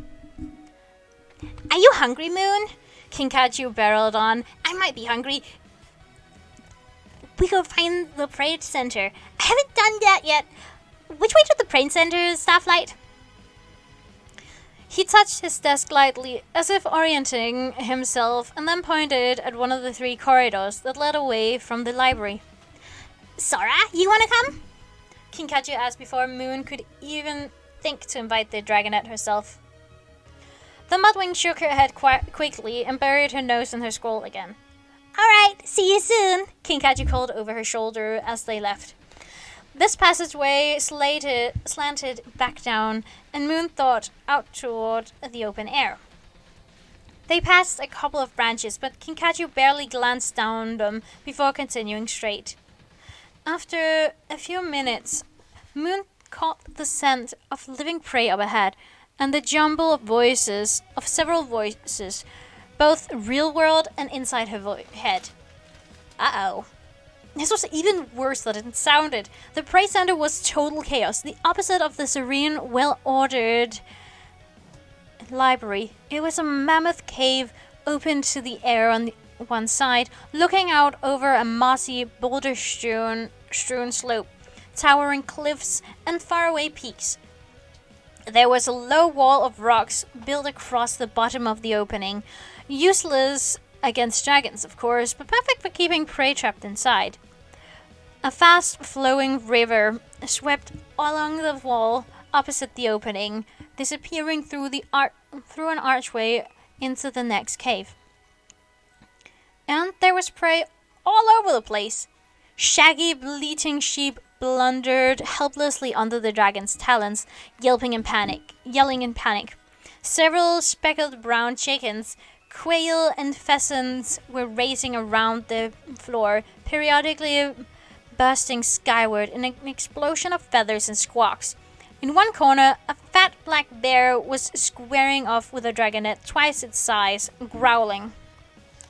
Worse still, the cave was filled with shouting dragons. Most of them were mudwings, sandwings, and skywing dragonets, who were gleefully trying to corner the rampaging chickens. They bellowed instructions at one another, yowled when the pheasants dodged them, and shrieked hilariously when birds nearly flew up their snouts. At the same time, their minds were all shouting, worrying, planning, reacting, and it felt to Moon like 100 dragons were talking all at once. Clay, meanwhile, was standing on a tall boulder in the middle of the cave, trying to shout over all the noise. "Everyone, stop moving!" he bellowed. "Especially you, chickens! Chickens, give up! We're going to eat you! There's nothing you can do about it! Stop running! Right away, now!" "Squawk!" the chickens shrilled back. Kinkajou spotted a small mountain of fruit piled near the river and darted over to it. Another rainwing dragonet was there, picking through the options, and Kinkajou shouted something cheerful at him. Moon hesitated, wishing she could sink right into the mountain and disappear. She was hungry, but it was so loud and horribly overwhelming in here. Maybe she could sneak back to her cave and wait to eat until the middle of the night. Surely it would be quieter then. But Kinkajou spotted her as she tried to sidle away. The rainwing flapped her wings wildly, beckoning, and finally Moon had to duck her head and sprint over, hoping not to get hit by any chicken parts on her way. "Moon, this is my friend Coconut," Kinkajou said. "Thought he was my friend," shimmered through her mind, and Moon had a moment to wonder if Kinkajou had a dark, bitter side after all, before Kinkajou added bitterly, "At least I thought he was my friend until I got abducted by bad guys for 3 weeks and he didn't even notice I was gone." She poked him pointedly with her tail. Didn't I say I was sorry about that?" Coconut mumbled with around a mouthful of papaya. His scales were a kind of quiet lavender blue, and his eyes were sleepy. "Or did I? Something like that." "Mostly you say, what? Every time I bring it up," Kinkajou said. She turned to Moon. "I'm going to learn to read eons before he does." "Why is that?" Coconut asked mildly. "Because I'm smart and you're not," Kinkajou pointed out. "That was implied, Coconut. It was subtext." "Right," he said, not in the least offended, perhaps because he only seemed to be partially following the conversation. "The mangoes are pretty good," he said to Moon. "I was told to eat them first because they're all ripe. I like bananas better, but mangoes are fine. I don't particularly like coconut, though." "Ironically," Kinkajou said. "What?" he said. "See?" she said to Moon, grinning. Moon nodded, unable to speak through the cacophony inside and outside her ears. At least Coconut's thoughts were slow and meaningless, although she thought she might go mad if she had to listen to them all day long. He passed her 3 mangoes, and she sliced them open with her claws, the way she taught herself to do when she was alone in the rainforest during one of her mother's long absences. "Whew," said a voice behind her. Moon jumped and nearly dropped her mangoes in the river. "It's just me," Clay said to her kindly. "I'm glad you found Kinkajou. I thought you two would be a good match." "You did?" Moon thought with bewilderment. She couldn't see anything in common between her and the bubbly rainwing.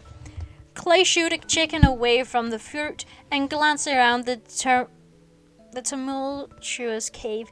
"So," he said, "my plan hasn't exactly gone as planned."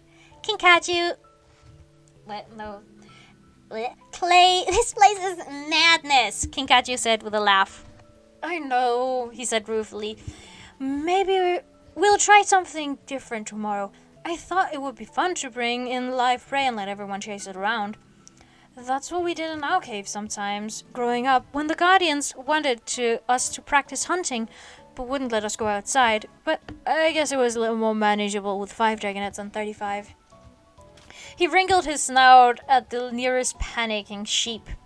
Kinkaju shook her head. I say anyone who is gross enough to eat something that's alive and wriggling deserves to get packed. You should take those dragons out hunting with you and leave the rest of us here to enjoy our quiet, sensible fruit in peace. That's a good idea, Clay said. In the meanwhile, maybe I'll get Tsunami and see if she can help me calm things down. He gave Moon another reassuring smile and hurried out of the prey center. Moon heard the words quiet and peace and calm as if from a long way away. Through the restless noise of the dragon mines around her, she could sense something running toward the cave. Something like a small thread of pure terror, so tiny it could be blown away in a breeze, but so intense she couldn't miss it.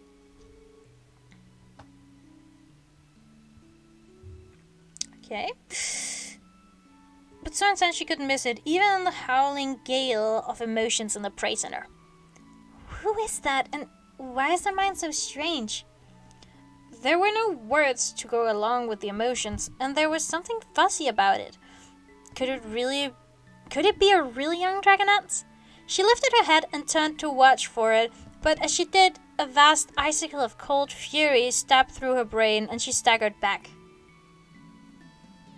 Hi.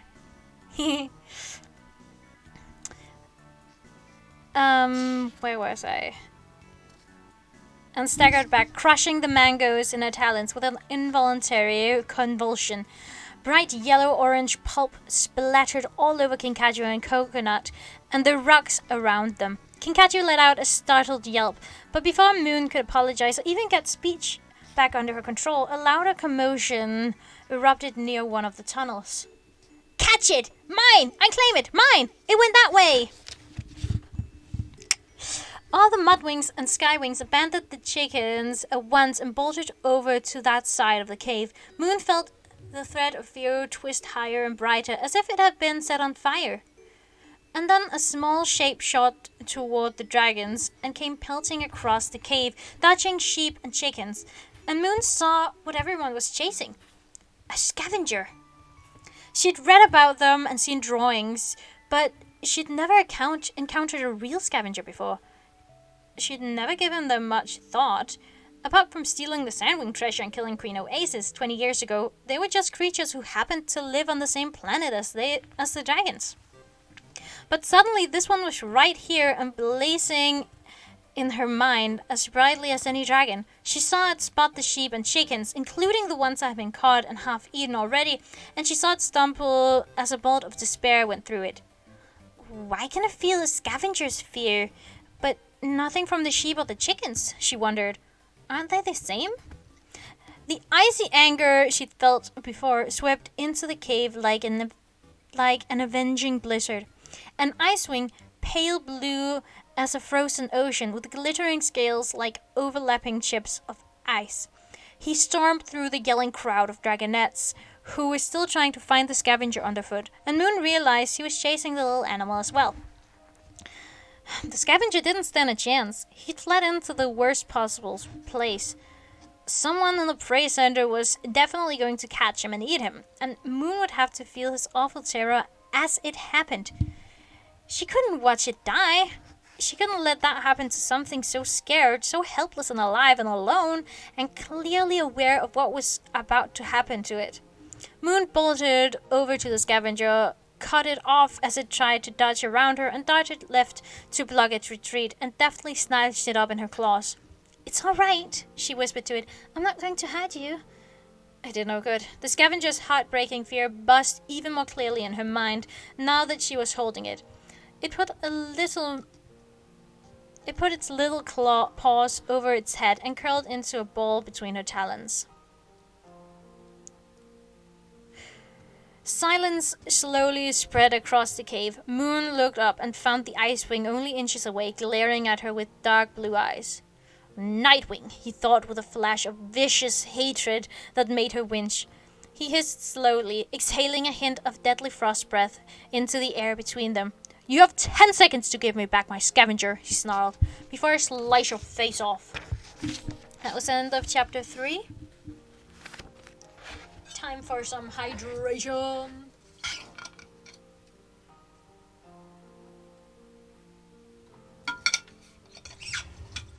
Anyway, hey yo, Elliot, how you been?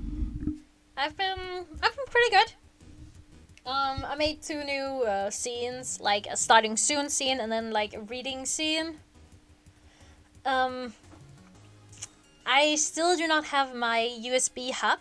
So, I can't really have my, my face cam right now because the USB ports I have in my computer are being used by my mic. And I hope the sound is really good because I can't hear myself. It doesn't work like that, sadly. I don't know how to like get it to work like that. But like, you just tell me if I'm too loud or anything. Okay?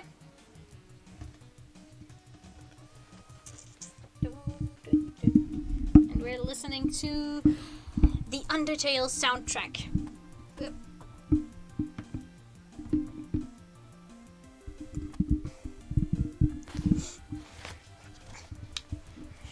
Anyway, we have 2 chapters left of the day. Of today. So yeah.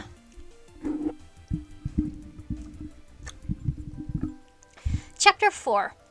So much for keeping my head down and staying inconspicuous, Moon thought, feeling the eyes and thoughts of every dragon in the cave on her.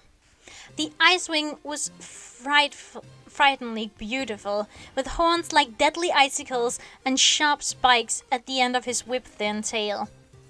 His gaze pinned her down like a spear.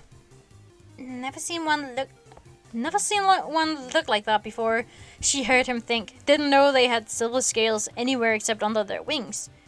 Those ones by her ear eyes are remarkable. And she even looks like she's listening to something. A brief wave of curiosity shivered through his thoughts, and then was abruptly buried in a landslide of anger and self-loathing. What am I thinking? Nightwings killed him, and I hate them all. All of them. Moon tore her eyes away from his, wishing she could shut her powers off. She could have known from his expression that he hated her. She didn't need to see the layers of how complicated his feelings were. Who did we kill? Someone he loved, obviously. She found it easy to believe the Nightwings she knew deserved his hatred. I wish I could be someone else. Someone he would give half a chance. 5 seconds, he snarled. No, Moon said, forcing the word out past the scavenger's terror and the sharp edges of the Nightwing's anger. That is my scavenger, he hissed. My idiot clawmate let it out. But it is mine, and I did not bring it all the way here to see it eaten by a lying, smoke-breathing Nightwing. Oh. He took a step closer, and Moon felt the cold coming off his scales. I could freeze you one part at a time. First your horns, then snap them off. Then your tail. Freeze it and snap it off. Then your claws and your wings. Should I go on? Moon closed her talons around the scavenger and brought her wings forward to wrap around it, too. It was impossible to focus her thoughts. This Icewing's mind was so bright, like a sun dazzling off a glacier. In between his threats were images of another Icewing laughing and shouting in the snow. Then the same dragon surrounded by Skywings in the mountain forest. She couldn't follow the threats. If that was the dragon he mourned, how did he get killed by Nightwings if he was captured by Skywings? If the Icewing wanted to eat the scavenger, why had he brought it all the way here? If he hated Moon so much, how could he also be noticing how gently she held the scavenger? Say something! She yelled at herself, but already she could remember. Oh, sorry, my mic is continuously doing shit.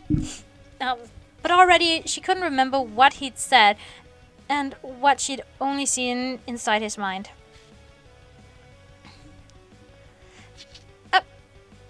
Hey, calm down, alright? As Sandwing shoved his way through the watching crowd and stepped between Moon and the Icewing. Moon recognized him as the dragon she'd made eye contact with outside her cave. The one who had noticed how nervous she was. No one is getting sliced up or frozen and snapped apart, he said to the Icewing. What is wrong with you? Did you even try just asking nicely? He turned to Moon. Hey, I'm the idiot clawmate. Although most dragons call me Quibbly. Oh, this is Quibbly! My intimidating acquaintance here is Winter. What's your name? He had a gold earring in one ear with a warm orange amber teardrop hanging from it.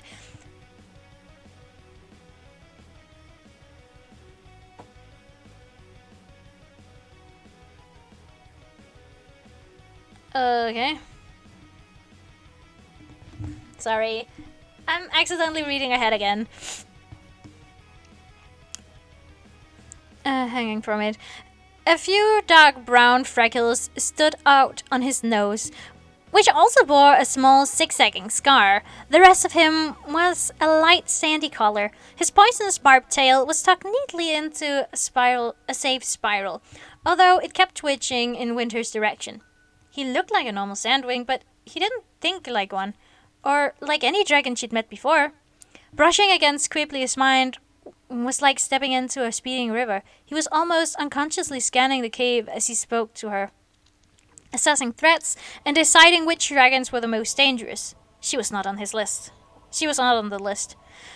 While he was focusing on diffusing Winter's tension and negotiating with Moon, he was also checking escape routes and noting who wore the most jewelry. A small part of his brain was even clocking a chicken in his peripheral vision that he thought might scurry close enough for him to catch. This did not help clear her mind at all. They were waiting for an answer from her to what question? Her name? Moon, she managed to whisper. Moon what? The Icewing snapped. Moon what? She didn't understand the question. The scavenger was moving between her claws, and his fear now had streaks of confusion in it, which was muddling up Moon's head as well. Not to mention the crowd of watching dragons and their excited minds clamor. Maybe they'll fight. I wonder what scavengers taste like. Why isn't she saying anything? I can't believe she took his scavenger. I bet if he slices her face off, he'll totally get expelled. Moon what? Winter nearly shouted. Come on, Nightwing. We know your names are all lies. So what's yours? Moon Destroyer, Moon Eater, Moon Crusher? Winter, you seriously need to cool down, Quibbly yelled. He shot a grin at Moon. Get it? Because he's on Icewing? I know, I'm hilarious. It's Moon Watcher, said Kinkaju, coming up behind Moon. She twined her tail around Moon's. Moon knew that the Rainwing was trying to be reassuring and supportive, but the effect was that Kinkaju's thoughts were suddenly as loud as thunder, clashing up against the scavenger's small hot sparks of terror. An Icewing! He's so glittery! And fierce and dangerous, plus a heroic Sandwing. So much drama already. I love school. I love it. I love it! Moonwatcher, Winter muttered, deflating a little. There was something shivery about hearing him say her name, but Moon couldn't tell if that was just because Kinkachi was having starry-eyed sparkle thoughts about him all over her brain. Listen, Quibbly said, this is my fault. I wanted a closer look, so I opened the cage, and that wing was halfway down the tunnel before I could even sneeze.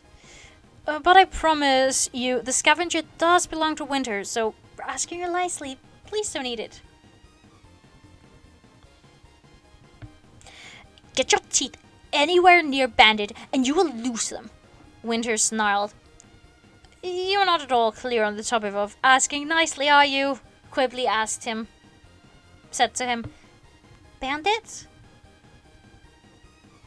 Moon echoed. Who names their dinner or keeps it in a cage? She had a sinking feeling that she had terribly misread the situation. Why, and all the furious, jumbled thoughts inside Winter's head. Hadn't she seen anything about him not wanting to eat the scavenger? Indeed, Quibbly said. The scavenger with a silly name is Winter's pet. Nobody told me we could bring pets here. But I guess the nephew of the Icewind Queen gets some special privileges. And if you didn't know he was Queen Glacia's nephew, don't worry. He'd have told you sometime in the next 5 minutes. I only mentioned it, Winter said irritatedly, because it seems entirely obvious to me that the niece and nephew of the Icewind Queen should each be given a private cave, so I wanted to know we wouldn't have to be classmates for very long. So I wanted you to know we wouldn't have to be classmates for very long, as there has clearly been some kind of mistake. Also, I love Megalovania. It is such a bob. Here's hoping, Quibbly said. So, Moon, can we catch you a sheep or something instead? Another million thoughts flashed through his head in the space of 2 heartbeats. What do Nightwings like? Never trained for bargaining with a Nightwing. Can't be too different from other dragons, right? Start with food. But she doesn't look like a dragon who thinks about prey a lot. And not Tricia either. Scrolls? She has a cool, scrollish look about her. What can we offer? If she eats him, Winter will be furious. Maybe I can get him a new scavenger. I wasn't going to eat him, she blurted quickly before she could get lost again in all the tracks of thoughts around her. I didn't want anyone to eat him. Nobody can eat him. Not ever. Winter tilted his head curiously at her, and she felt his fury thaw a little. That is exactly how I feel about it. Great, Quibbly said. Weird, but great. We're all on the same roll of scroll then. He looked expectantly at Moon. She tried to block him out so she could listen to Winter's thoughts for a moment. But it seemed true. He was keeping the scavenger as a pet and would violently dismember anyone who tried to eat it. She didn't think the scavenger understood that. He seemed as terrified of Winter as the other dragons. But at least he'd be safer in Winter's cage than anywhere else in the academy. She carefully unwound her tail from Kinkachi's and lifted the little creature into Winter's talons.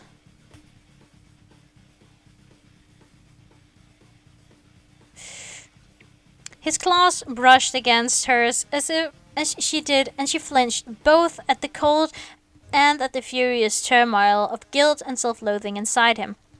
Ew! Winter protested, peering at the scavenger. You got him all sticky. Moon realized that her claws were still covered in crushed mango, and she'd gotten bits of it all over Winter's pad. Sorry, she said softly. She was just saving him, Kinkachi pointed out. You could actually say thank you. Winter said. Moon sensed Clay approaching along one of the tunnels, along with someone whose mind was warm and nearly as excited as Kinkachi's. Sunny, she guessed with relief. She really needed to not be the center of attention anymore.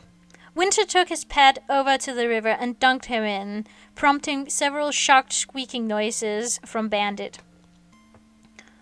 What does she know about scavengers? Moon heard him think. I wonder if she can figure out what's wrong with Bandit. Not that I would ask a Nightwing for anything. He's hungry, Moon blurted and immediately wanted to bite her tongue off. Winter gave her a cold look. No, he isn't. I offered him a piece of desert rat this morning on the way here, and a bit of walrus the day before that, but he didn't eat either of them.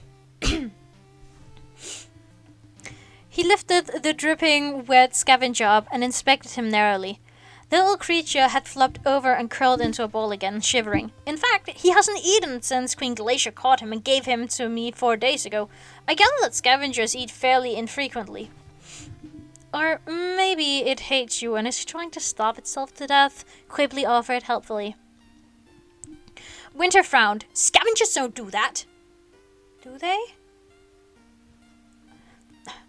He drinks water when I give it to him. Have you... Moon faltered as he turned his scowl on her. Have I what? He snapped.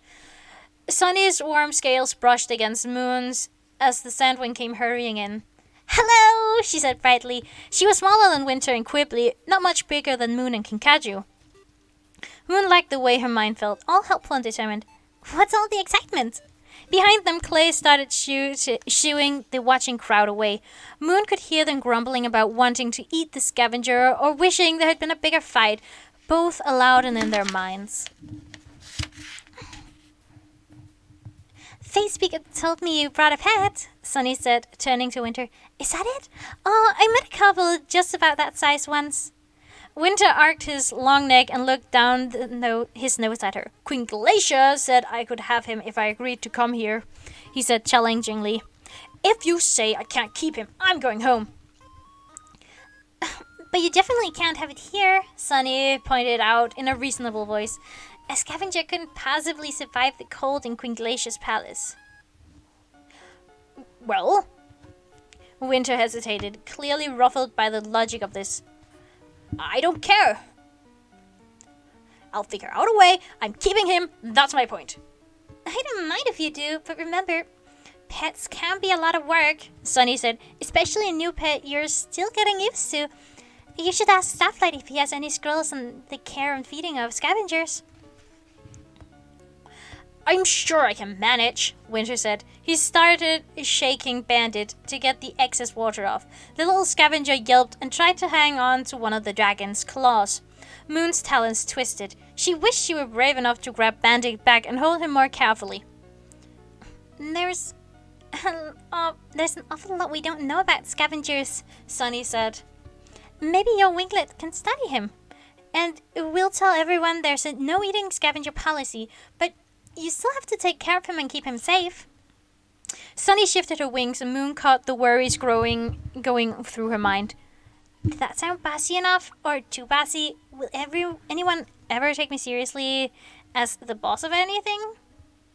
No one would dare hurt my scavenger, said Winter. Not if they know he belongs to me. Perhaps I should get him a collar and a label of some sort. Belongs to the nephew of Queen Glacia, Quibbly suggested with a straight face.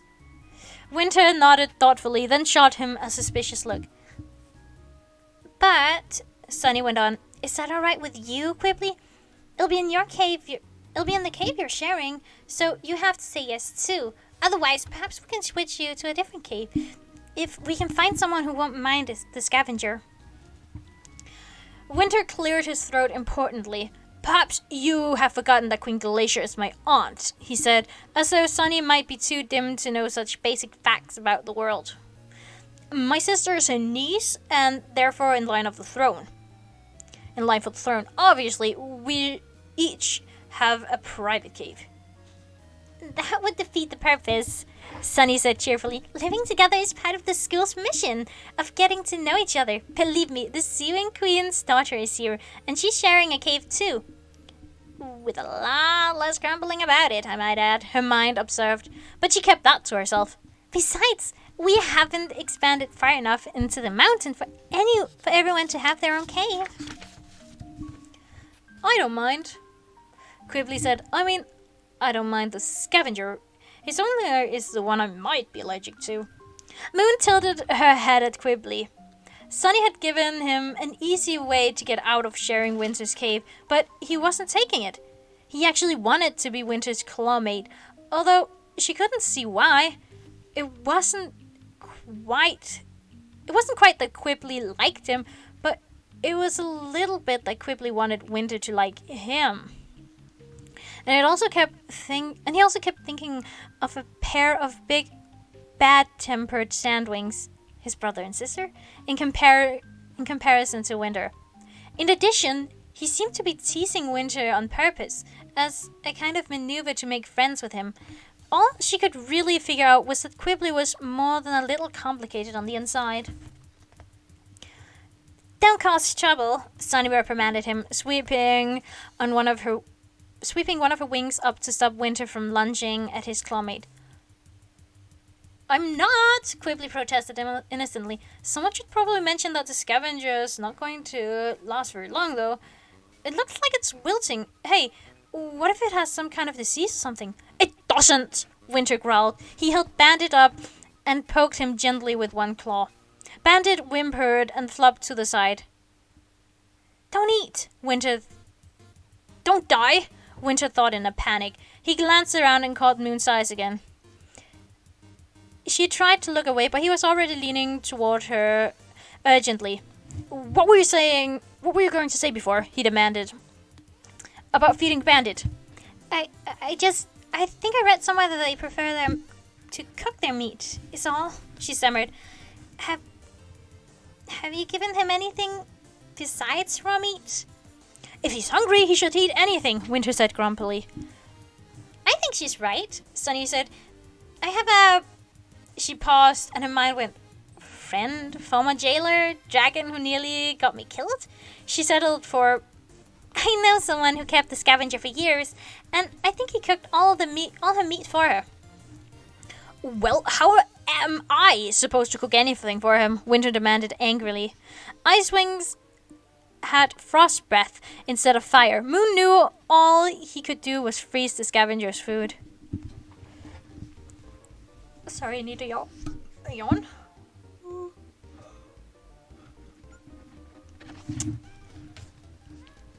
Someone will help you, Sunny said. That's one of the many great things about making friends from other tribes. Ha! Winter thought bitterly. I would help you, Moon thought, if you'd let me. You could give him fruit instead, Kinkachi suggested. Here! She scampered over to the fruit pile and came back with a talon full of berries and a banana. Fruit? Winter said, wrinkling his snout. Disgusting. Kinkachi took a blueberry, which was about the size of one of the scavenger's paws, and poked Bandit's nose with it. Here you go, she said. Blueberry, eat that. Bandit blinked and rubbed away the blue juice on his face. He glanced up at Winter, then over at Kinkachi, then reached out and took the blueberry in both paws. He stared at it for a moment, then bit into it. He's relieved, Moon realized, and wary, but too hungry to care. Ha! Kinkachi said, giving the scavenger another blueberry. See? Moon was right. He's hungry. Moon shivered as both Winter and Quibbly turned to stare at her. Winter's eyes were even more suspicious than before. How did you know that? He demanded. Oh, Mother, Moon thought anxiously. It's only my first day. I'm already making mistakes all over the place. How am I supposed to hide what I can do with this many dragons watching me and so many ways to mess up? Just a guess, she said softly. Lucky guess, said Quibbly, and although his tone was friendly, she could hear the chords of weariness echoing in his mind too. She's smarter than she wants us to know. Watch out for Nightwings, that's what Dawn said. And never trust them. She looks too pretty to be evil. But what is she hiding? Moon took a step back and then another. I have to go. She whirled and hurried out of the prey center cave, feeling everyone watching as though their eyes were crawling right inside her scales. Unspoken whispers swirled through her head. What's wrong with her? Weirdest dragon I've ever seen. Don't understand why she didn't just eat it. Hope she's not in my group. And threading through all of it, the pure icy chill of Winter's last thought. I thought they said the Nightwings couldn't read minds after all. So why does it seem like she read mine? Well, shit! End of chapter 4. 1 chapter to go, people. More water.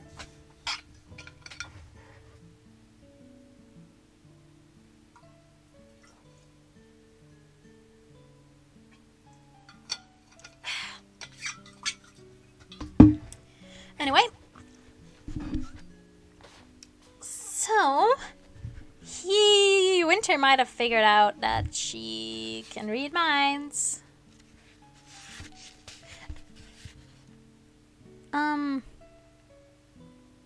Oh. I just looked back. Winter and Quibbly are in Moonwatch's winglet. We've actually met all the dragonettes in the Jade winglet. We've met Winter, we met Umber in the library, we follow Moonwatcher. King Kaju is excited.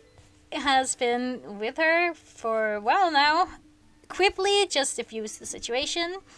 Turtle is a prince, a Sea Wing prince, Tsunami's brother, one of her brothers, and then Carnelian, the Sky Wing. Anyway, chapter 5. Moon hid in her cave for the rest of the day. She pretended to be asleep when her clawmates came back, even though King Kaju hopefully rustled around and dropped several scrolls in an effort to wake her up. The Rainwing's mind was buzzing with how much she wanted to talk about Winter and Quibbly and the scavenger, which was exactly what Moon wanted to avoid. Eventually, King Kaju went off to find someone named Tamarin. Carnelian curled up on her ledge, and Moon fell asleep for real. The nightmare came immediately this time. Ever since the comet 6 months ago, she'd had the same awful recurring dream, although the details sometimes changed. The roaring avalanche crushed dragonettes in its path. Lightning split the sky as thunder rolled through the jagged peaks. Dragons screamed in terror and died all around her. Their death spasms shuddered through her mind. That's Jade Mountain, she realized for the first time, watching the earth shake and crack open, the fang-shaped peaks crumbling into a slide of deadly boulders. Jade Mountain is falling. She couldn't move, she couldn't speak, couldn't call for help, couldn't warn the dying dragons. She could only stand and watch as pain pounded through her head, and the world was destroyed right under her claws. This can't be real. It's just a nightmare. It's just everything I worry about and everything Mother worries about. And now probably everything all the dragons around me worry about, all rolled into my head and exploded. Not a vision, not a prophecy, not a future. Please, it can't be the future. A sandwing on fire screaming, cracks appearing all along Jade Mountain, opening right under the talons of dragons and swallowing them into the ground. A dragon who looked like King Kaju but white with fear, shrieking as falling rocks crushed her tail. Wake up! Moon screamed at herself. Talons and teeth, you poor little dragonette. A huge shape suddenly loomed beside her, as if another mountain had materialized out of the ground. She had a lightning-fast impression of silver and black, and then vast talons closed around her claws, and she was suddenly yanked out of the nightmare into darkness. Cool, still peaceful darkness. Cool, still peaceful darkness. Darkness with no voices in her head. Nothing burning or collapsing, no noise or catastrophe or panicking. It was, in fact, the first silence she'd found since arriving at Jade Mountain. She wanted to rest in it forever. Moon took a deep breath, and then another, and gradually her heart slowed down. This was still a dream, she knew. Someone, the other telepath, had lifted her out of the nightmare, but she was still asleep. He'd brought her mind somewhere quiet, and she guessed he was waiting nearby. After a long, long while, there was a voice in the dark, softly. You are a mess. Moonwatcher hunched her wings forward and wrapped them around herself. She whispered, I know. Someone should be punished for letting you get this way, the voice growled. No one knows I'm like this, she said, shaking her head. She hesitated. Thank you for that. What You should be able to do that yourself, he said. She thought it was a he, but it was hard to tell sometimes from a dragon's internal voice. She could sense nothing else about the speaker. When he was silent, it was as though there was nothing there. It was sort of creepy, a voice with nothing behind it. She couldn't sense any emotion or thoughts. There was just emptiness, as black as the dark walls around her. Was this how ordinary dragons felt every day? That everyone else was just a face and noise on a completely opaque backdrop? And all you could know about someone was what they chose to show and tell you? Why can't you do anything? He asked. Shield your thoughts, silence the voices. By all the moons, why has nobody trained you to step outside your visions? That wasn't a vision, she said quickly. It was just a nightmare. Really? He said, sounding amused. What's your opinion? That's your opinion? She didn't want to talk about the possible future destruction of Jade Mountain. Who trained you? She asked. My father, he said. Oh, said Moon. She'd never met her father, and Secret Keeper didn't want to talk about him. All she would ever say was that he died when the volcano erupted. Moon had only learned his name by reading it in her mother's mind. Morosier. Oh my god, Morosier's her dad. Morosier is an dead asshole. It's an asshole, and he's dead. Hopefully. That sounds nice. Now he was definitely amused. You wouldn't say so if you'd ever known my father. What volcano? I didn't... Moon fumbled for an answer. He just plucked that information out of her passing thought. Please don't do that. Do what? Invade your privacy, rummage through your memories. That would be intrusive of me, wouldn't it? But isn't that what you do to other dragons every moment of the day? Not on purpose, Moon cried, horrified. I don't want to. I wish I could stop myself. I know it's a curse and it's terrible hearing what everyone is thinking all the time. And I don't want to know the future, especially if it's like that. She turned, spreading one wing into the darkness, and hit solid rock. She spread her claws and reached out, realizing she was surrounded by rock on all sides. Don't wish to be ordinary, Moonwatcher, said the voice in the dark. Why would you ever wish for that? Your powers are a gift, don't you know that? She brushed her talons along the rough crevices of the wall beside her. A gift? Not according to my mother. How strange, he mused. I've never met anyone who would call our powers a curse. Other powers, yes, but not ours.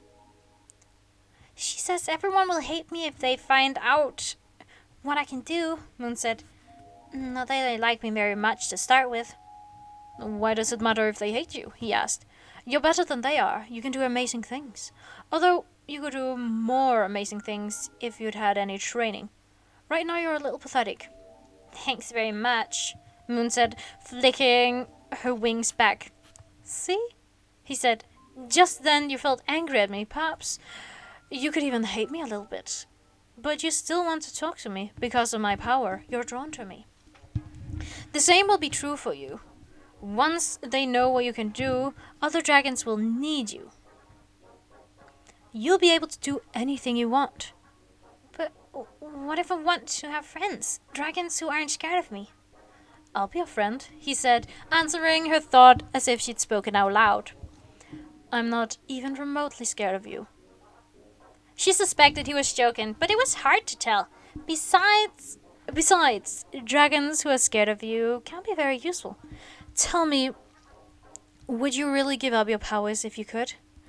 Moon thought about everything her mother had always told her. And then she thought about being able to see inside everyone. And she thought about the time her visions had saved her from a falling tree. And she thought about what it would be like for her mind to really be empty and quiet all the time. The way it was now. No, she admitted finally. I don't want to be like other dragons. I just want them to not mind that I'm different, if that makes sense. I want to stop being scared of being found out, of what my visions mean, of other dragons, of everything. I think I can help you with that, he said. Who are you? She asked again. There was a long pause. You really don't know, he said, as if he finally believed it. How would I know? She tried pushing back with her mind, trying to get beyond the blank wall of nothing that went with the voice, but she didn't know how, and she couldn't find anything there at all. Are you another student or a teacher? Why haven't I heard you before? She touched the rug with one of her talons. Can we meet in real life? I have so many questions. How can you not know about me? He asked. I can't find any memory of me in your mind anywhere. There was a very long, thoughtful silence. You must be another Nightwing, right? Moon guessed. But then, why wouldn't you have spoken to me before when we were back in the village? Or are you still more the Dragon Stafflight told us about? There was only 5 Dragon Nightwing students at the school, including her. She tried to think about who else had been there. Mind reader? That would be funny if her name were actually true, but Moon had seen into her mind and didn't think so. Mighty Claws? Fearless? Oh, there was one other Nightwing Dragonette, a couple years older, who she hadn't met because his parents hated Secret Keeper and avoided her. It could be him. Or Fate Speaker, but Fate Speaker hadn't had anything like this in her wide open mind either. The Nightwings are in the rainforest now. The voice mused instead of answering her question. Interesting. I can't reach that far, but I don't know any of those dragons, so more time has passed than I realized. Moon touched her head, puzzled. Was he not from the tribe? Was he not a Nightwing after all? More time has passed since when? She asked. Why yours, said Moonwatcher. She breathed a plume of fire into the dark, nothing but rock around her, no other dragons in sight. How long since the scorching? He asked. Surely this is something you learned from one of your beloved scrolls. Moon knew he'd just get the answer from her brain anyway. 5,012 years, she answered. A pause. What? He roared, and suddenly, with a wrenching twist in her stomach, Moonwatcher woke up. She lay there on the moss for a moment, feeling as if she had been dropped from a great height, and plunged into a vat of noise, because even in the middle of the night, minds were buzzing all around her. Carnelian streams were belligerent and blood-soaked. Kinkachi's was sunny and colorful, but with a hint of anxiety around the edges that her waking mind normally wouldn't allow. What just happened? Are you still there? She tried reaching out to the mystery voice, but there was no answer. Along the passage, she could sense 4 dragonettes still awake, each in a different cave, their brains circling nervously. Was one of them the voice who'd been talking to her? It didn't seem like it. They were all preoccupied with their own troubles, and none of them were thinking about her at all. Moon recognized one of them as Sora. The Mudwing was doing some kind of breathing ritual where she imagined mud pouring over all her fears, burying them. So all Moon could see was ripples. Another dragonette was reading, but couldn't concentrate on the words. He kept thinking, everyone will know you don't belong here. Of the sleepers, several of their dreams echoed with images from the war, a few of them nearly as bad as Moon's nightmare. She stretched her mind until she found Winter and Quibbly's cave by the little spark the scavenger gave off, even if in his sleep. The Icewing was deep in sleep without dreams, but Quibbly's dreams were worried in an odd way and seemed to involve other Sandwings throwing snakes at him. Alright, so if it wasn't one of the students in the sleeping caves, it had to be one of the older dragons. Maybe it was time to try and to find Stonemower. If she could track down his cave on her own, she could ask if he was the voice in her head. She stepped over to the doorway as quietly as she could, But her tail bumped one of the scroll racks, and it rattled across the floor. King Kaju made a sleepy noise of protest. In her dream, Carnelian growled and whirled around to face a new attacker. Moon kept her breath until they were still. And then she picked up her map of the academy, whisked into the hallway, and turned to head deeper into the mountain. Her guess was that Stonemower lived on the far side, probably as far from the school as she could get, so he wouldn't be disturbed. She chose the quietest, darkest path, breathing out small plumes of flame to study the map as she went. Stonemower's cave wasn't marked, but there were notes on the map about areas to avoid, passage too narrow for dragons down this way, or swarms of bats here. As the voices from the school grew quieter, she listened intently for anything else. A different mind, or the sound of dragon claws. Sorry, needed to yawn. Or the sound of dragon claws. She knew the other mind reader could shield his thoughts from her, but perhaps if he was distracted, or she caught him unguarded, or if she managed to get closer to him, well, maybe something would filter through. And then, in a dark tunnel with a low roof, to her surprise, she did hear something.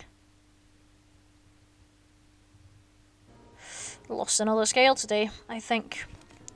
And she didn't come, but then why would she? That was followed by a long sound, like a mental sigh, and then she heard the echo of a real sigh reverberate off the walls around her. It came from a branch of the tunnel off to her right. She ducked her head and climbed up the passageway. The mind's thoughts were very, very slow, as if they were boulders being pushed up the hill. Hungry again. Nothing I can do about that. Moon hesitated. He didn't sound like the dragon she'd been talking to, but she'd come this far. She heard scales scraping against stone. Cautiously, she crept around the next corner, and there he was. A huge dragon lay stretched out against the cave wall with his eyes half closed. A torch flickered from the post near his head. His scales were shades of grey and black, and he looked weighted down, almost more like a statue than a real dragon. But real black eyes opened to stare at her as she came in. "Hello," she whispered. He said. There was no flash of recognition in his eyes. Surely if this were the dragon in her head, he'd know who she was. Are you Stonemower?" she asked. He exhaled slowly. Without lifting his head, he answered, "Unfortunately, yes." "I'm Moonwatcher," she said. "My first visitor from the academy," he rasped. "Apart from Sunny, of course. She said I might have other dragons to talk to from time to time, but there has been no one so far. Not even Sunny today." "It's only my first day," Moon explained. "I'm sure someone else will be along soon, and it was probably a really busy day for Sunny." He said again. There was a long pause, and Moon couldn't help thinking that for a dragon who supposedly longed for company, he suddenly had very little to say. He didn't even have very much to think. His mind was slowly revolving back around how hungry he was. She couldn't ask him if he'd been talking to her in her head. If it wasn't him, and she was fairly sure now that it wasn't, then she'd be giving herself away. But maybe she could try a more roundabout approach. "You must know a lot about Nightwings," she said. "Because I'm so old," he creaked. "I suppose. Compared to you, I certainly am." "Oh no, I was wondering if there were any mind readers in your generation," Moon said. He let out a kind of grunt that might have been a chuckle. "Ha, no. No, the mind readers are gone for many, many moons now. There are always young dragons who hope the legendary gifts will reappear. But we are far better off without them. That kind of power will ruin your life." Moon shivered. That was the same thing her mother had always said. But this dragon was different. He knew what he was talking about, because now she could see his own curse in his mind. He was an animist dragon, a miserable one who wished he had never been hatched. A dragon whose powers had stolen his one love, his hope for family, his home, and in the end, his very scales, which were turning to stone around him. What she couldn't see was how. She couldn't see all the steps and choices that had brought him here. What if she chose differently? Was it possible to have powers and not lose everything else? The mind reader who'd been speaking to her seemed to think so.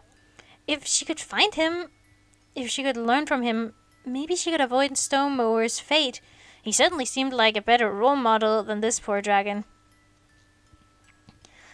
"I'm sorry," she said. "I should get back. It was nice to meet you." "You too," he said with another sigh. It took Moon a while to find her way back. She was relieved when she finally saw the light of the sleeping caves up ahead. And she hadn't been gone as long as she had thought.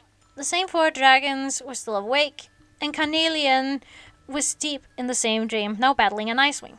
As she approached her sleeping cave, something tugged insistently at her mind. Someone's dream, perhaps, but as she let herself follow it, suddenly she found she was listening in to a conversation. As clear as parrots shrieking in the rainforest. "I can see how you can benefit from this plan, but I'm not hearing any guarantees from me. Killing is easy enough, but if I kill them, how do I know you'll tell me the truth? And what happens to him if they catch me?" "They won't catch you," said a deeper, more slithery voice. "Just do it. Do this for me, and I'll give you the one thing you want most." Moon froze, staring around the deserted hallway. What was that? It wasn't the mind reader's voice. Another one Moon was starting to think of as a friend. These voices was close by, and the conversation was happening between minds, not out loud. How could that be possible? Oh, were there even more telepaths here? And why were they talking about killing? Moon closed her eyes and tried to listen as hard as she could, but now she couldn't separate out the conversation she was looking for.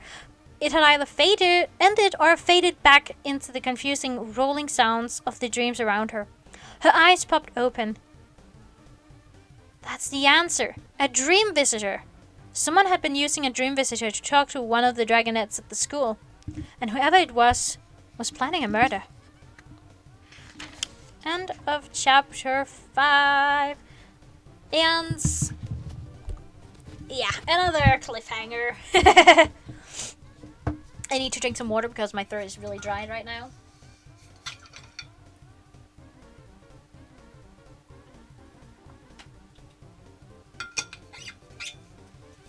And that was all my water drunk for today. I hope you enjoyed me reading the first 5 chapters of book 6, Moon Rising. And I hope my my voice wasn't too loud on the mic. So yeah.